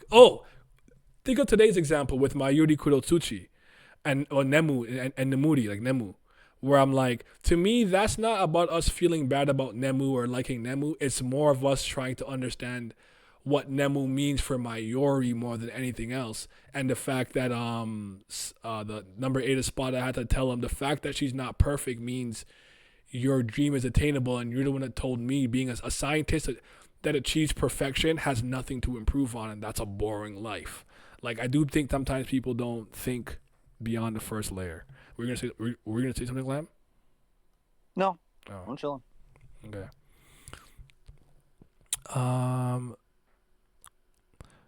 Crocodile's a way better character because he's straightforward. He's gonna. I'm not arguing Kaido and Crocodile are even in the same tier. I actually legitimately believe Crocodile is the best character in One Piece. Yes, he's also my favorite, so it's a little biased. I'm not gonna deny that, but I genuinely think that. Okay, well, I'll say one of his 3 best rated characters. Let me not go too far, but I do I legitimately think he's the best antagonist this series has had. I think Blackbeard has the potential to surpass him, but I don't know that's gonna happen. His goals. He doesn't fight stupid fights and tends to go for the smart decision most of the time. I appreciate that. Over might makes right, no joke. That's literally the flashback. You saw it. I was small, medium, then big. Kaido revealed he was a slave, and then I was like, fuck it, I'm gonna do what I want. That's about it. The king. I lost where I was at. The king thing was separate. I wanted to learn more about Oni from Crocodile. Oh yes, he's an Oni. Respect, the hero of the Marines. It was really the final nail in the coffin for me because out of all the characters in the entire arc, Kaido was the one that I was the most interested in. I've made videos on it, theorizing, this could be it. Why? Once we get the backstory, this is going to solidify him as top 1. Kaido was the one man in that arc where I'm I have been interested in Kaido from the start all the way to the end. I loved him. That was it. Once I got that flashback with Kaido, because we didn't get the Hour of Legends where we were wondering how did Kaido get scarred. No one could ever scar Kaido but Odin. Why? That wasn't even explained. Some say it was Conqueror's Haki, or maybe Odin was just strong. And I'm so you mean Kaido never ran into another nigga strong as Odin? In all the years he sailed, he didn't get scarred by Roger, Shanks, Mihawk, nobody. But Odin just cuts him willy-nilly. No explanation why. I let that go, because I crashed out about that. I let it go. That was a whole conversation in the entire committee the entire time. And I let it go. I was all right. But to get the backstory that we got from him after Oda's buildup and setting the expectations and the flashback with King and the suicide and the sadness and the drunkenness and the volatility and, the subtle hints of elite intelligence and self-awareness that Kaido had. Hell, my man was a liberal. He respected Yamato's pronouns. I'm what's you called him a liberal? I'm just my Apple Watch is tripping. I'm what's up with him? And it just didn't deliver. It just fell by the wayside. I'm like, man, no. Why? And then Kid. Oh, I've already made a whole video on why Kid is trash. So, matter of fact, let's not even get to that. Just watch the video. If you want to know why I feel the way I feel about Houston's Kid, watch that video and you'll know exactly why. Because that'll be a whole other soliloquy. And that was another thing as well. I promise you, if we talk about Kid, it's gonna be an hour-long video. Y'all gonna be here forever. All right, y'all ain't never gonna leave. I'm gonna let y'all go on that one. Kid, oh my God, no, just absolutely not. And then to end it all off, I do want to talk about Kid for a second because I do think the conversation is interesting in its own right. Kaido doesn't even try Shanks when he had a chance to fight. That is true. Kaido cries about wanting to fight, but where was he at when Whitebeard was around? Why is he on Shanks' neck? He was so ass. I'm with you, man. It's giving like how do I explain this? You know how Yomine's like, I'm the best, only I can beat me, whatever kind of thing. Like it feels like that. We're like, are you gonna seek out the challenge? Like go find it. Like no way you're in Japan at the age of 16 thinking you're the pinnacle. Don't professional players exist? Are you better than the EuroLeague and NBA players? Are you better than all the college players? Have you gone to America or other countries? Like how dare he have that opinion of himself? You know what I mean? And like he just sat like, I don't know, it's weird. Like for somebody who wants that challenge, he should be going to find it, I guess. I don't know. It's Kaido's a weird character to talk about in that sense. But Kid.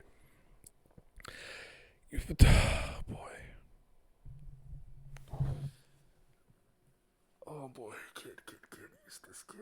I'm not a Kid fan. I want to make sure that that's clear. I was a Hawkins. Hawkins was my favorite supernova until he wasn't, and then Law became my favorite supernova. Kid was introduced with the other supernova, the worst generation, and Sabaody, and the fact that he had a higher bounty than Luffy to me after what Luffy did in NES lobbies and CP9 was crazy.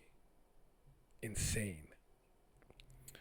I have this personal opinion that Kid going straight to the New World and taking the ass whoopings that he took and Luffy taking his time to go to the New World are the equivalent of somebody in a fighting game taking the time to lab, learn their combos, spacing, zoning, things of that nature, frame data, versus going straight online and getting your ass beat until you're good. I actually don't particularly think there's a better method. And I thought the fact that Killer was a part of the supernova the same way Zoro was, obviously Oda was building something up there. I'm a true believer that Law's popularity and overall larger role in the story siphoned a lot of the screen time and dedication Kid would have gotten because Law became so popular. And Law's a great character, and I'm not mad at Law getting what he did, but I don't think he was prepared to do two. I think he was prepared to do one. And I think as a result, Kid ended up falling to the wayside a lot. But with this arc in Wano, there was only one thing I really asked for when it came to Eustace Kid, and that was to make me understand him more through combat. You don't have to actually give characters deep fleshed out backgrounds and stories. You can tell a lot about a character by the way that they fight or how they present themselves in a fight. And I was hoping to get more of that with Kid, and I didn't understand Kid anymore through that fight. I don't understand why he has Conqueror's Haki and isn't using it or trying to do what Luffy is doing in any capacity. I think the way he uses his Devil Fruit is fucking garbage, but his awakened abilities are pretty cool with the signing and the polarity and blah, blah, blah. SN, that was pretty cool. The railgun is cool. I just thought that the way that he went out and the role that he played was just completely disrespectful to the role he was thematically supposed to have initially. I'm not mad at Shanks necessarily one-shotting him because Shanks is supposed to be the GOAT, whatever, even though I'm not a Shanks fan. But I saw how much punishment he took on Wano and how much stamina he expended. If you do not split that nigga in half and then drop him to the sea, I'm sorry, that's not a one shot to me. That's stupid. That doesn't make any sense to me. How much stronger is Shanks actually than Big Mom and Kaido then? Is it the Haki? Remember, Killer got in the way, which means Kid did not take the full brunt of that attack unless he just sliced through Killer and Kid, and they both took the exact same amount of fucking damage from their HP bar. Like, it just didn't make sense to me optically. Hawkins is banging his head against the wall while he's fighting Big Mom. Big Mom flip, Marmalade hits him in the head. Like, one slash? That just felt disrespectful to me. That's just me personally. He chooses the Smurf on upcoming Pirates. I assume that because the Korozuki can carve the supposedly unbreakable poneglyphs that allows Oda to scar Kaido, but that was never a thing. That's actually interesting. Actually, an interesting theory, KG. Remember when we talked about Oda potentially giving Kid stuff with Dofi and Thala? Yeah. Now, if we were told that he only saw Whitebeard as a challenge, then fair. But Shanks was right there, and you got punked out. Jason Silver was right there. 16-year-old Japanese Kid is more better than peak LeBron, apparently. To be fair, Kid was a pirate in the West Blue much longer than Luffy. Oda said Hawkins was supposed to be the warlord post-time skip. I heard this from someone, and he changed his mind because Law was very popular with the fans, so we made him a warlord instead. That's interesting. I actually did not know that, if that's true. Well, no, he completely upped Law's involvement in the story after he was so popular in Sabaody. Mm-hmm. To be fair, Luffy's bounty was getting downplayed after Alabasta, so even during Sabaody, his placement over Luffy was kind of fraudulent. People need to stop pretending that Rayleigh training was the separator. It is unironically the Hyogoro training, then a Mickey awakening. Shanks didn't really do anything. His Mickey gun exploded in his face. The moment made no sense. Oda love of God can't scale right in his life. Yeah, Oda also say Law's popularity made him take some shit he wanted to do with Kid and had to give Law more. Might be an SBS or interview. Doesn't make sense. Shanks AP is better, but Big Mom and Kaido is way tankier, so that's the balance between them. I think a good solution to that scene is having Kid fall into the ocean and having him lose instantly due to the context versus via actually being one-tapped. Yeah. Oda refuses to utilize the built-in weakness of Devil Fruits for some reason. Kid took Big Mom's hits but gets one shot against Shanks. Oda even put the Kid Pirates in a backstory in SBS 2. I remember that.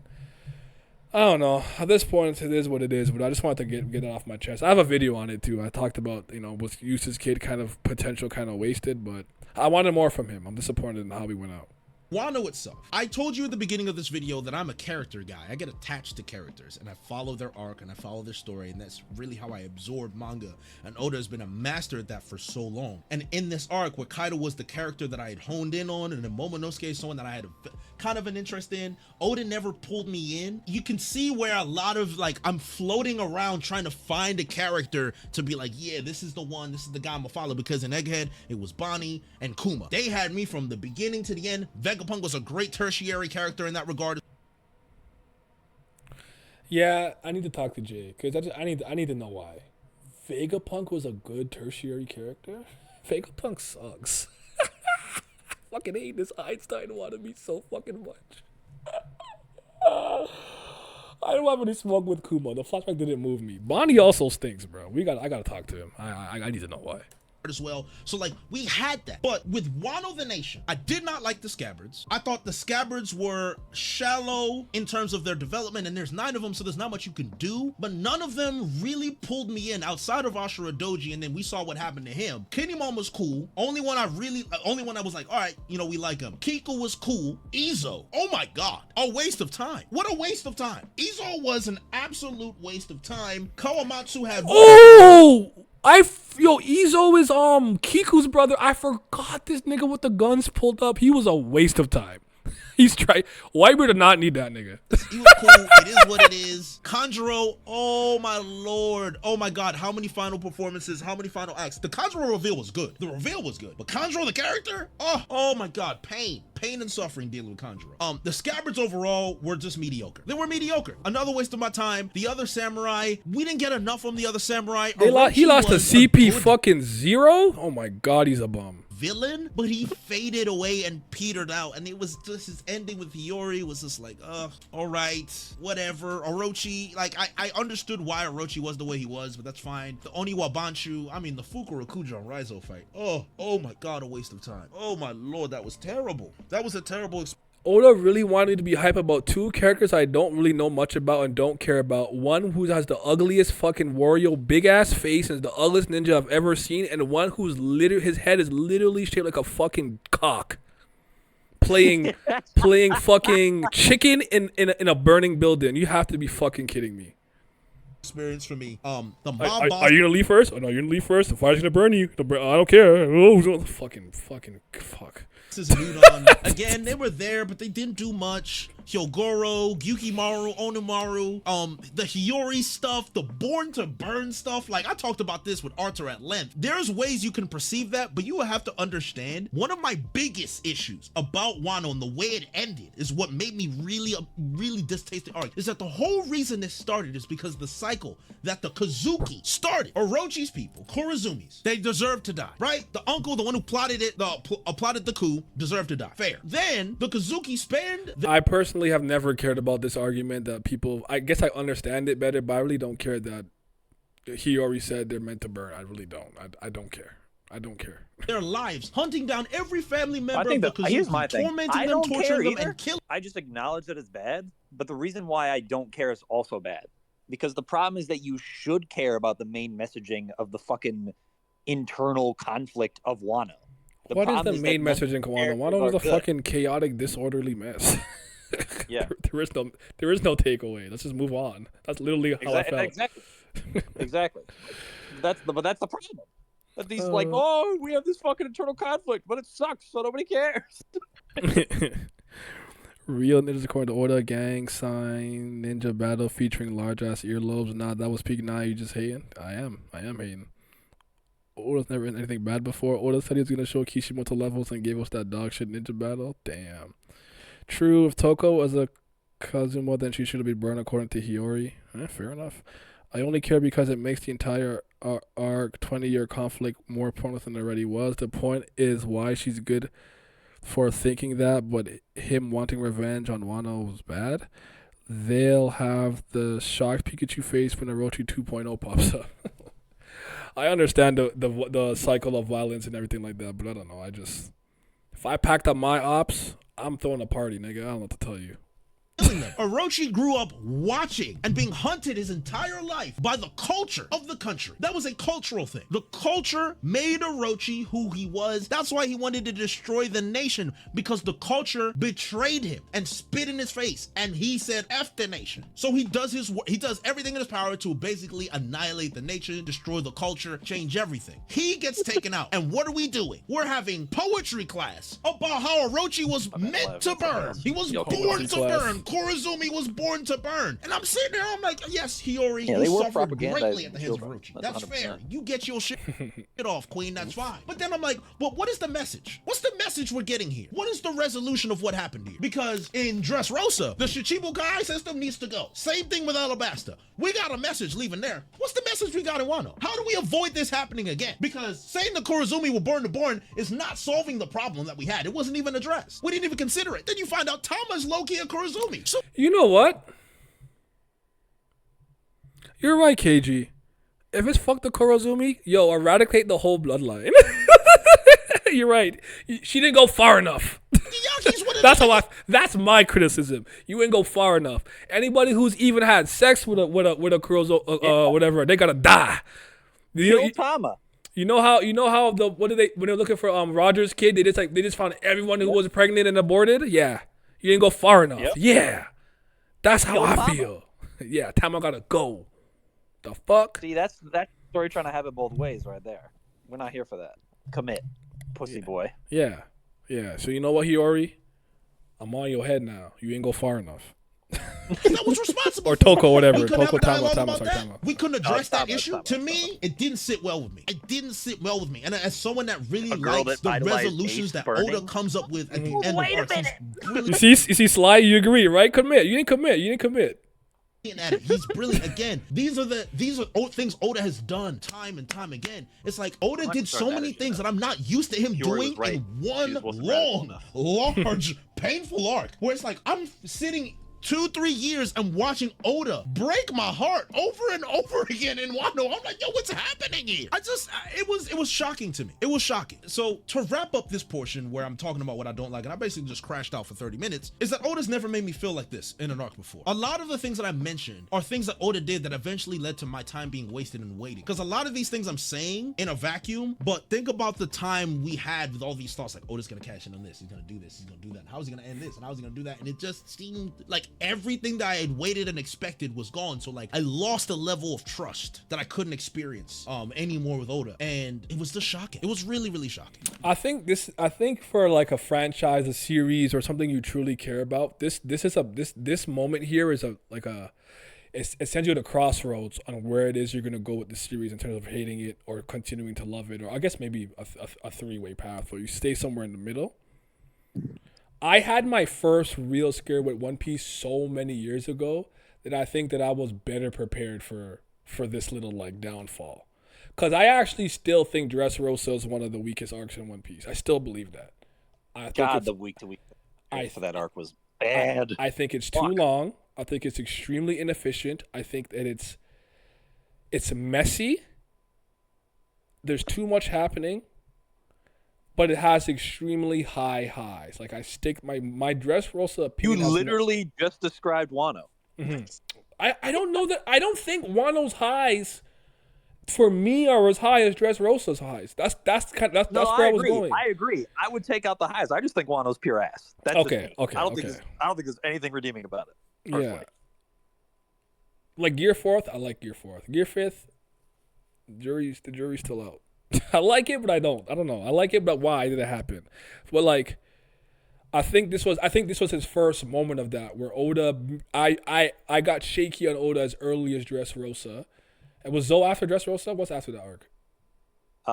Yes, it was Zoe. I love Zoe. Zoe might be my favorite post-time skip arc. And then we transitioned to wherever we went to now. I don't know. Was it Whole Cake? Whole Cake was okay to me. I don't hate Whole Cake the way other people do. I think if Dressrosa was like 60 to 70 chapters instead of 102, if I remember. Cause I remember at one point it was like 10 to 12% of the entire manga. In like the 700s or something. That was crazy to me. But, yeah, I don't like Egghead, but I haven't reread it in one sitting yet. So I do want to do that before I, come back and really tell you. Because I promise you there came a point in that arc where I was scanning. I was skimming, but was I really reading and absorbing? I was not, I promise, because I was already checked out. I was already checked out. So I do want to give it a super fair shake, even though I really kind of don't like Egghead. And I'm not the type to sit here and lie to you. A big reason that I cared about this arc was because my favorite admiral, one of my favorite characters at the time, Kizaru Borsellino, was taking a central role, and he dropped a Tony fucking Snell. 28 minutes, 0.0000. Fuck it, 8 turnovers. Okay? Trash! And at the end, Sakazuki! I was sick. I'm so embarrassed.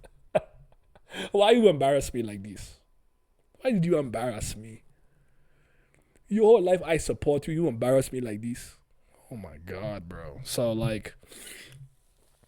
And like the wait for Vegapunk was not worth it. I don't like Bonnie at all. I fucking hate her. I don't know. We'll have to see. Maybe there's something redeemable there that I'm not seeing. I don't even. I like on a very personal level. The Gorosei's fucking shit does not move me, and I don't like the God Knights. I don't like the God Knights. God Knights concept either. It feels like a bunch of power. There's a bunch of bad power creep happening. Go ahead. Yeah, I don't know if this is a common take, but I've heard it a lot recently. There's a chance in the community that people just think that the Gorosei suck. Because I've heard that take pretty often now. Like, Bao said it to me. Jay has said it to me. I've heard a couple other contributors say it. Like, the Gorosei, after the end of Egghead, do not rank highly for people, I think. Mm-hmm. Fair enough. Okay, hold on. There are a lot of people who love Dressrosa. I know for Dressrosa, I'm more in the minority, and most people really like Doflamingo and think he's the best antagonist, which I don't agree with. Wano does not have eyes. Wano doesn't have eyes. You know what? I'll give Wano one. Rooftop. Rooftop was fire for like 5 chapters. I only read panels with Garp, not gonna lie. Luffy versus Kizaru could have been so much better. What kind of ass fight? That wasn't even a fight. It was tickle butt. Then you go 150 with Wano and you discover you wasted 4 years of your life every Friday getting hype and nothing and for nothing. It's crazy. Kizaru is one of the few highlights of the arc for me. It's not for me. That was the first time seeing an Admiral fight a Yonko in good condition, but it was ass. Naya needed to start hating on Garp. I can't have your curse affect my goat like Kizaru and Hawkins. No. There is an ongoing trend of characters Oda hyped up for hundreds and hundreds of chapters not delivering. Oda, Vegapunk, Gorosei. I loved how Emu popped Saturn at the end. That was funny and deserved. That was actually funny. I noticed the same thing, Glam. It's not because they're villains. I don't know why people are hating on the Gorosei so much. I don't care for them, but it was shocking. It's just like...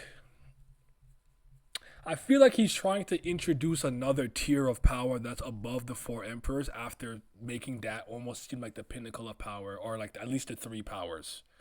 I don't even necessarily agree with that. I think it's more so that he's realizing that he doesn't have enough dudes on the evil side that are emperor level or admiral level. Mm-hmm. That's the problem. Yeah, so he's because I don't think he's ever gonna.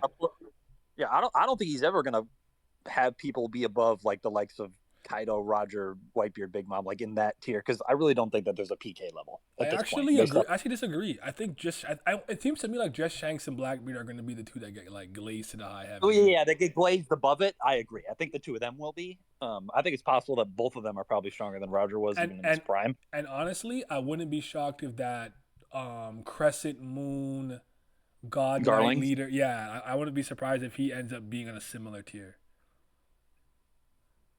And to me, it's just like, okay, we had Majin Buu. Now we need Beerus and Whis and the Grand Priest and Jiren. Oh, Broly's back. Oh, Broly got 100 million thousand infillion times stronger in 2 seconds. Gohan, like, it's just terrible power creep where all these fucking monsters are popping out the woodwork, and I don't like it.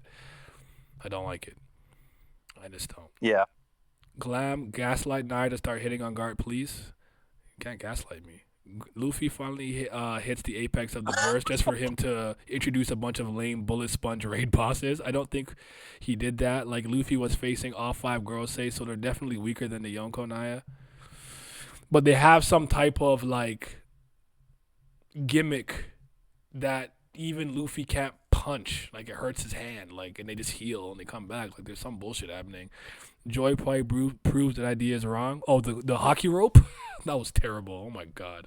This leads to one of my final points is that because of what I experienced. Don't knock the Toriyama head job. The way I read One Piece changed. It's almost as if I became much more of a casual reader just because I wanted to still read the series that I've read for 15 plus years and the series that I love and low-key built a career off of, right? Like, Oda's work has done wonders for me personally. It's done wonders for me as a content creator. It's allowed me to express myself as a content creator. So One Piece is a very special place in my heart. But when it comes to the story itself, right? The idea of One Piece, the institution of One Piece, the community of it, I'm still in and I'm never gonna leave because it means too much to me. But I realized after Egghead, in an arc that I really like Egghead. I really like Kuma, Vegapunk, Bonnie, the backstories, the Garp, the Kazan, big business, Kizaru's backstory. There was so much in Egghead to like. So much that even after that, when Elbaf is coming up, another arc that people have been anticipating, there was a level of disinterest. There was a level of disinterest I had towards Elbaf that really surprised. I'm like, why am I not as excited for Elbaf as everyone else? Me as a content creator, normally I'd be like, what are my expectations of Elbaf? What am I looking for? What I want to see? Something changed in me that I've really had a hard time explaining until now. And I think what happened is that what I experienced in Wano changed how I view the story just because I'm not expecting Oda to deliver all the time anymore. Instead, I'm taking what I'm getting. And before, I had a lot of expectations of Oda's gonna do this and I can't wait for Oda to make me feel this way, make me do this. And it's almost as if in Egghead, I was surprised Oda still had that in him. The Kuma backstory broke me down. You guys saw the shorts and the videos. Oda destroyed me. I'm like, oh, this Prime Oda. This Jordan 23 Oda. That was 45. That was 45 Jordan Oda in Wano. But this is Prime Oda all over again. And he can do it again in Elbaf. But for the time being, right now, the way I absorb the manga is a much more casual basis, which is why I'm doing less discussion videos. That's why I'm doing less theories. That's why when people ask me about the story, they ask me, hey, what did you think of last chapter? I'm not excited to talk about it because I'm a casual. I've become a casual content creator. So when it comes to deep introspective opinions, like I'll talk about some things that I find very fascinating and interesting. All you gotta do is check out my One Piece is Real series to know that I can still talk about the story at a very deep level. But that's all the past stuff. I can talk about past One Piece all day easily because there's a lot of great stuff in past One Piece that I can talk about. But for where I'm at now, it's different. It's why I'm making Agenda Piece content so much more because I love Agenda Piece. I love what the community brings. If you notice in a lot of the Agenda Piece content that I make. It is my Discord, it is people in the chat, it's people on Twitter and their memes. It is the community that creates Agenda Piece. I just go with it, and then I create my own thing with it as well. The whole Vista memes, Big Business Barcelona, something I came up with, but us as a community, what happens is when I say these things, we come together and we make the story bigger. We expand on it. There's a whole Dodon cult in my server. Like, you can't tell me that's not hilarious, right? So it's a way where it's a way we can read One Piece in a way where it's purely comedic. Agenda Piece is purely for comedic and entertainment. It's not power scaling. It's not theories. That's not Agenda Piece. That's just agenda. Agenda Piece is completely different. It's really just satire. It's One Piece satire, and I love it and I enjoy it because I love One Piece and I love comedy and I love satire. You put those things together, and it's like I just get to be a goofy dude who loves One Piece, which is really might be the best way to absorb the story. It might be. And overall, because of that, the community as a whole hasn't made it easy for me to make this video, just because when it comes to having criticism of the story and criticism of Wano, the community does not like it. The community, I would argue, cannot handle criticism. They can't handle criticism of Oda, even though Oda is top 5 mangaka of all time, maybe the best. I would say Togashi and maybe Toriyama and some others. But when it comes to giving my Oh my god. No, not Togashi's not no fucking top 5 mangaka, bro. Cut it out. authentic opinion and my criticisms on the I story, think he's a lot of content perceived that creators can way vouch for for this. sure. There's a lot of things No, that we may not like, they're we wrong. cannot They're say all because stupid any and- criticism of One Piece, No, any same- criticism all of sheep. Oda, whether Same valid or fucking not, is opinion. met with vitriol, and you are alienated and you'll eventually be blackballed. That's normally I how said it works perceived. here. And I'm not here to play victim because I'm not a victim. I'm not. I'm actually very privileged. I'm in a privileged situation here to make this video and to have people care about what I say. That's a privilege because they can. And there's a lot of people that don't. So I realize that I'm in a place of privilege, but I just have to mention, as the community, we need to be better at having conversations about the things that we do not like and accepting two things can be true. We can accept that, in my opinion, Wano wasn't a good art, but One Piece is still a great story. And Oda is still a great mangaka, and he's still going to make great stories. Like, that's just, that two things can be true. And all I want for the community is just to get to the point where we can just own the two things can be true mentality instead of saying, because you don't like it, you don't understand the story, which means you have no idea what you're talking about. So me going forward, I love One Piece. I'm not dropping the series. Don't tell me to drop the series because I'm not going to do. I'm going to keep making content on One Piece about things that I care about. That's the difference here. When I care about something and when I want to talk about it, I'm going to talk about it. But now there's going to be occasions where I talk about something else. I might talk about another series from time to time. I might keep doing Agenda Piece content. I might stop doing Agenda Piece content. Who knows? Who knows how long the Agenda Piece gimmick is really going to last? It's a gimmick, but we like it. We're enjoying it. It's entertainment, but you know, phases and fads, they fall away. Before, One Piece used to be a massive streaming community. People barely stream now. We used to have content creators joining other people's streams all the time, but it's changed. So going forward, just expect more authenticity from me in a sense where I'm not going to hide it from you guys out of fear of backlash. What I want you guys to understand from this day moving forward and on this channel, you are going to get authentic content from me, as if you haven't been already. You have. But I'm talking about, I'm not going to pull my punches anymore. I'm not going to risk. I'm not going to allow the risk of losing subscribers and backlash and vitriol and bad DMs and all kinds of other things. I'm not going to allow that to soil my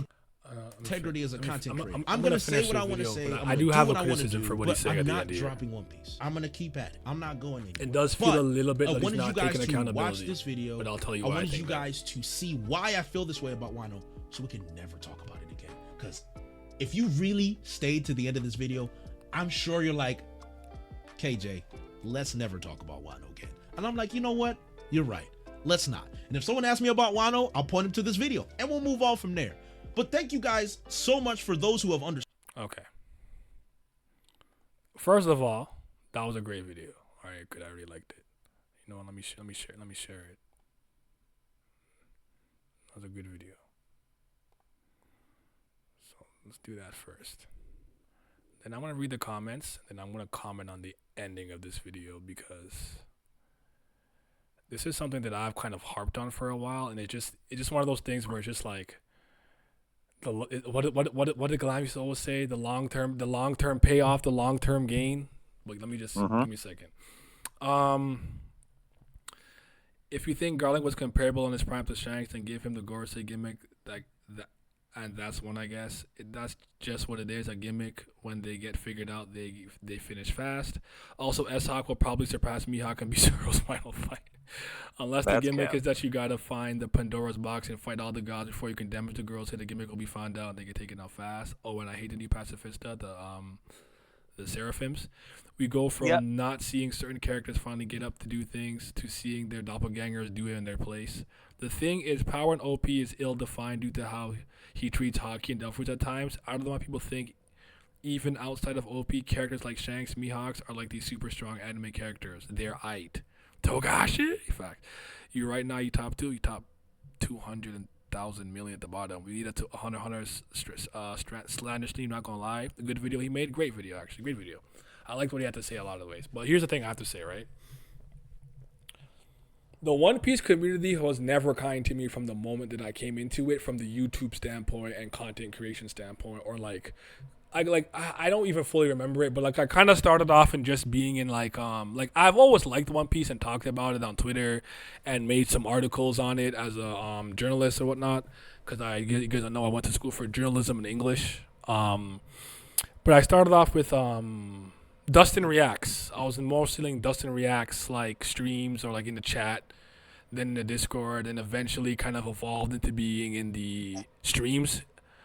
And then me and Virgo kind of started our channel at the same time, and then it kind of went from there. I started off with mostly One Piece content, and then it evolved into what it evolved into. And don't get it twisted. I used to be much more of an Odo's Angel than I am now, but I was always a person that was very comfortable criticizing the things that I love and enjoy the most. I will look you dead in your eye and tell you, I like Tears of the Kingdom, but I have a myriad of problems with it, to the point it's probably not even in my top 5 Zelda games. Probably. I do like Breath of the Wild a lot still. It's still my favorite one personally. Even though I think it has one of the weaker stories, or maybe the way the story is told. I'll think about that later. Right? I could look you in the eye and tell you I love JoJo's Bizarre Adventure. It's my favorite. I get so much enjoyment out of it. But these parts were lackluster. This character's not great. This fight sucks. This arc is mid, whatever the case is. Like, I was never scared of the audience. And you've seen what they've said to me. You don't like Zoro? When Zoro fucking packs up Zoro, you look stupid, you dumb nigger!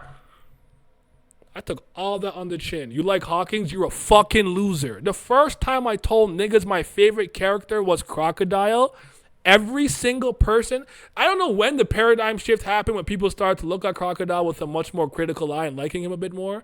I'm taking credit for that, but they're like, he lost to pre-gear Luffy. That's what I got. Right? When was Marineford animated? Like 2010, like a long time ago. Even maybe before that. I don't even know. I would assume it was kind of around that point for most people, because he started doing shit in that arc. Oh, like the Impel down to Marineford pipeline. Okay, that makes sense. Okay, fair enough. Yeah. Right? And even with like Tower of God and stuff, like I would talk about the things, like I do believe that as a content creator, especially when you blow up to that degree, especially with the much more sheepish mentality audience members and the ones who are a lot more susceptible to like taking on a content creator's opinions, you kind of curate your own audience. I actually do think that in some ways, the one mistake I made with maybe Tower of God is I do think my audience is more negative than positive. And that's because over the course of season 3, where most of my content spread out to other Tower of God watchers and fans and viewers, I've been way more critical than I've had praise for it. So with the agenda piece stuff and being afraid to give your authentic opinion for a long time, you've curated your audience to believe that they're going to get information told to them a certain way through a certain pipeline. And when you break that mold, you're going to get an opposite reaction. You're going to get backlash for it. I do think you have to take accountability for that. And I don't feel like he did in this video. With the agenda piece stuff, I totally understand it. Like for me, I don't like it. It's not for me, but like I get it. He's just having fun. And for him at this point, as a more, I say there's levels to fandom. You can just be a passing enthusiast like I am with like Star Wars. Like when Star Wars came around, I cared. And once that like hype cycle finished, I stopped caring. I'm a passing enthusiast. The same way for Pokemon for a long time. Once new game comes out, Emerald, cool. I'm going to play Emerald. I'm going to play Silver. Once that's done, I'm not watching the anime. I'm not playing the card game. I don't care about Pocket Monsters. I'm doing my own thing. Then you could be a crackhead. Every nook and cranny. I know in chapter 341, panel 6 in the top right corner, you see the first Nika Sun pose ever. And there's levels to it. So I understand what he's saying, but you have to take responsibility for the audience that you created. And to some degree, I know how stupid the internet is. And you can say, what's the common meme people use? You can say, I don't like pineapples, and someone will say, you hate oranges and bananas. It's like, no, bitch, it's a completely different sentence. What the fuck are you talking about? They do that. Yep. And I'm not saying that doesn't happen to people, not happening to him. But that's on Twitter. 100%. Yes. Okay, yeah. But especially when things kind of break your like general audience and break through that threshold, and it goes to other people who don't know you, and they just know you from that one comment or interaction or clip, they're gonna go off. I do actually appreciate that he said he's not a victim. That and being appreciative that through One Piece, he was able to amass an audience and make a lot of, I'm guessing, like good money and stuff and content through and make a lot of friends and memories through One Piece. But I do think the agenda piece stuff has gone far enough that that's what most people, I would argue, that I see associate with him. Rat, Crash Out, agenda piece, and maybe I can't think of something else. Granted, that is Jay's personality. He's very charismatic and very excitable like that. He reminds me of my friend Dylan. They're very similar in that sense. This is not me calling him inauthentic. That's not what I'm doing. But a lot of I think the backlash of people not wanting to see him super criticize him and yada yada yada yada. I do think that, and that's because you were scared to do it for so long, or to do it in the way that you wanted to do it. And I mean, he owns that when he says the community made it very difficult to make the video. But what I'm saying is, make the video. Fuck them.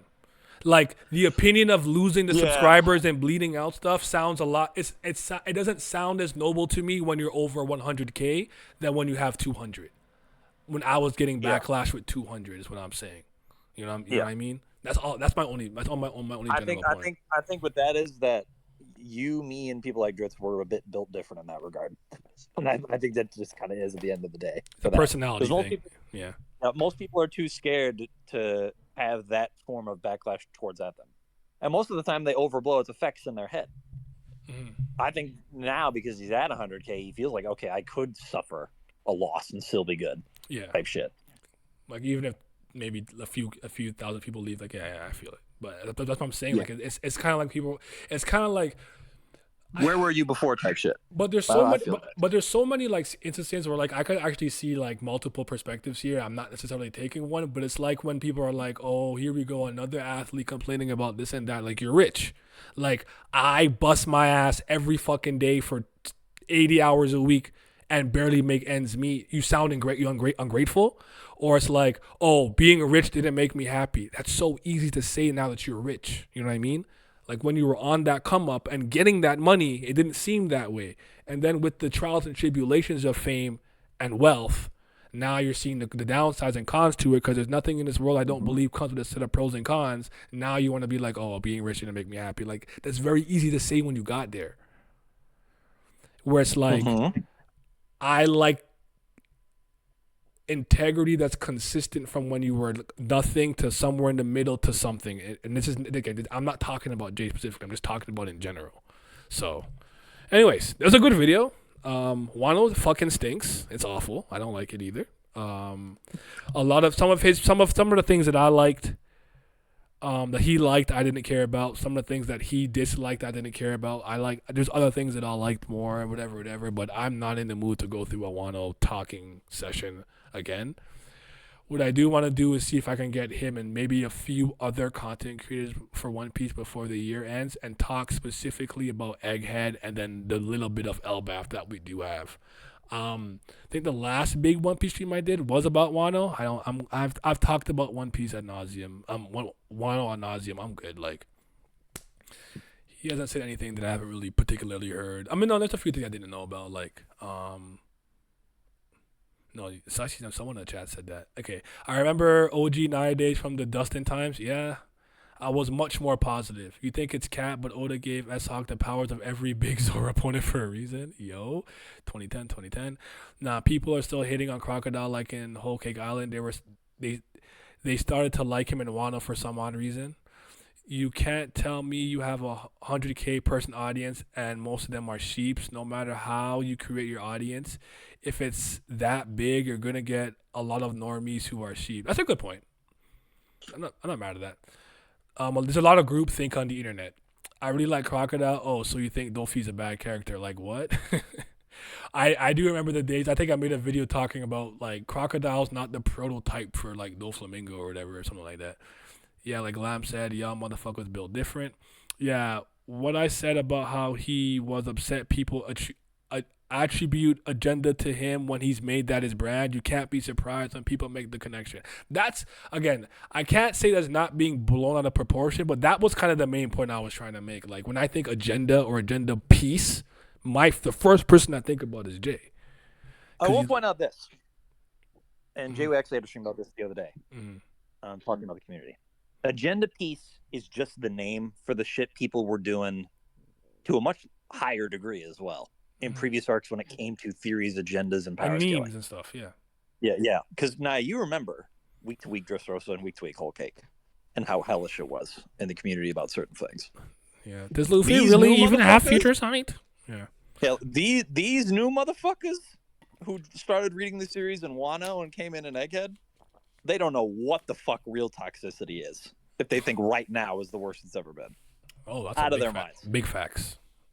Big So like facts. these people that act like that agenda piece is like the current downfall of One Piece discourse for the community are out of their fucking minds and don't know what the hell they're talking about. Like it's if they were around at the end of Luffy versus Katakuri. Oh boy. Oh my god. Yeah. There was no middle ground. You were on one side or the other. Yeah. It was what it was. No, I'm with you. And I don't blame any one individual more so than I think that some of the biggest, most popular English speaking, I guess maybe North American, I guess to some degree, I guess European One Piece content creators have done One Piece in such a way for so long, it's hard for people to accept when you deviate from it. Whereas with me, I felt like you just got what I felt. You could get 3 weeks of I love it, and the next week of this was okay, or 2 weeks of no, I didn't like this at all. Like with me, I felt like you were coming and you're like, okay, this is what he truly thinks for the time being. And there's times where I've come back and changed my opinion and be like, I actually don't hate this anymore, or I like this more now, or I think because this happened in retrospect, in the hindsight, it corrects this or makes this older moment make more sense. Whereas like I find that generally speaking, One Piece content is always positive. It's always hype. It's always Goda, believe in Oda, this and that. And now that people are starting to be like, hold on, my faith is wavering, you've given them a decade of positivity for the most part. They're not going to take it that well. That's kind of what I'm saying. Yeah. And I think if they did better with that. Go ahead. I was going to say, if I recall, and you correct me if I'm wrong here, even you to a certain extent felt a certain type of way about saying anything bad about Wano, but that wasn't because of the fans. It was because you were grappling with your emotions towards the series for so long. Correct me if I'm wrong, but I recall that being the case because I remember you had talked to both me and Dritz about that a couple times. This was also around the time Townsy was telling me I think maybe it was Jay who told me I was fucking up my algorithm. And I actually found that by eliminating a lot of the extra fluff, my Tower of God videos are boosted way more in the algorithm to the point that my subscribe versus subscribe count is actually flipped. There's more people who watch me who aren't subscribed to me.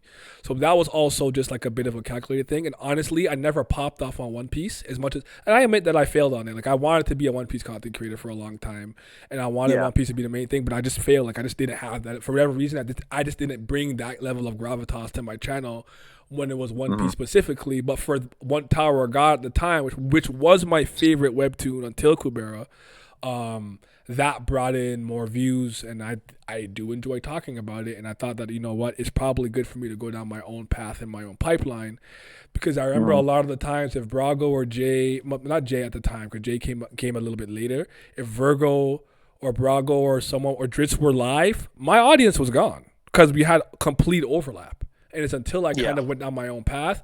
But for me, it was more of a like, do I have the emotional care and capacity to keep making in-depth One Piece videos where, just like Jay said, I had a paradigm shift in how I consume it, where it's like I kind of just come, I take what I get and I go, instead of inspecting greatness. And I've said this. I think I used the Tiger example. I said he has to earn his stripes like a tiger week to week, every week. There's no believe in Oda for me. I'll take what I get, I'll analyze what I have, and then I will critique it or criticize it or praise it in that moment. But it was never a fear of backlash or losing subscribers. I've put out tons of videos where after that video, I've lost up to 20 to 30 subscribers because the Togashi one, that lost me about 30. So yeah, like it just. I remember it was never about community backlash. It was more about like your own like feelings towards it. Was the way I recall. Yeah. Okay. Yeah. All right. I'm about ready to wait. Morge got backlash too. You see, Oh yeah. Morge came in as a super smarty pants positive One Piece person too. So I believe that when he started having critiques for it, people started looking at him sideways. Go ahead though. No, he just put out a video about the why this Robin and Saul shit sucks. Oh, that's Yeah. not. Ooh. I just go watch the old streams. I just got the way One Piece is covered now compared to how it was covered before shows the downfall of the story. Even if people don't want to admit it, that's why one of the reasons I don't watch One Piece YouTubers. It was too much positivity. Just look at the channels. The most successful One Piece YouTubers are 100% positive. Agreed.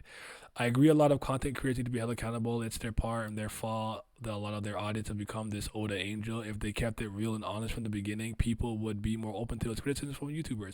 And like I said, I actually believe to some degree maybe I should have given more praise where I could for Tower of God for a while, because I do think there was a little stretch where I almost had nothing to say for like a year, and I do believe I've made my audience a little more negative. I do have we all have differing opinions. Don't get it twisted. Like we have conversations because people see Tower of God differently, and I think more than newer people are definitely more positive. But people who have been with me for a while, I do think they tend to think with a much more negative leaning, biases. Maybe to I think I'm neutral, but then SIU just does bullshit, so I'm like, this is bad. But like I take credit. I take onus on that. Like that's probably my fault, which is why I always do my best to give credit where credit is due.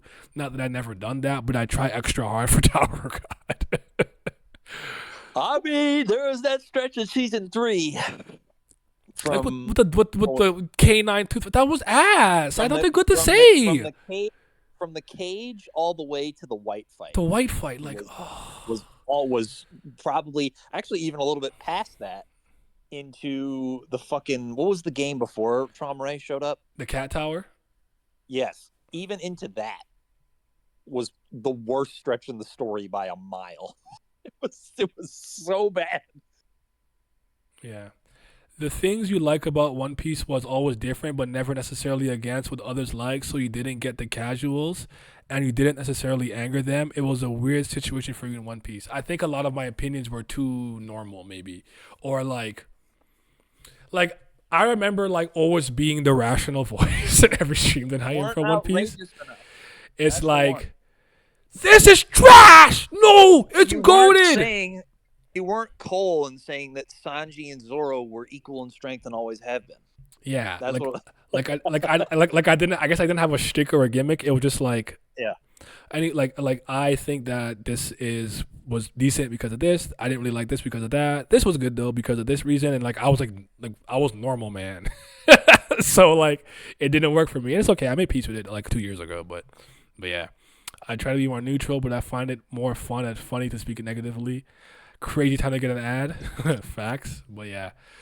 All right, I've exhausted what I had to say for the most part. I'm gonna split this into two. I'm gonna put the part where I react to Jay's video on YouTube, and the Bleach part will go on Patreon. Wish the Floor of Death content comes back for season 4 or something to that extent, but I can't really be hopeful after season 3. You know what I mean? Yeah, I'll try to be cautiously optimistic with the season 3 coming with season 4, but I don't have any expectations, good or bad. I just take it week to week what I get. And yeah, I appreciate you guys hanging out with me for like 3 hours. If you were here from the beginning, if you came later on, still I appreciate any time you're willing to give me. Tomorrow, Glam, you gonna be around for the game awards? Yeah. Simi should be around too because it's around the time that he starts streaming. So me, Simi, and Glam will be here for the game awards, just laughing at Kiwi.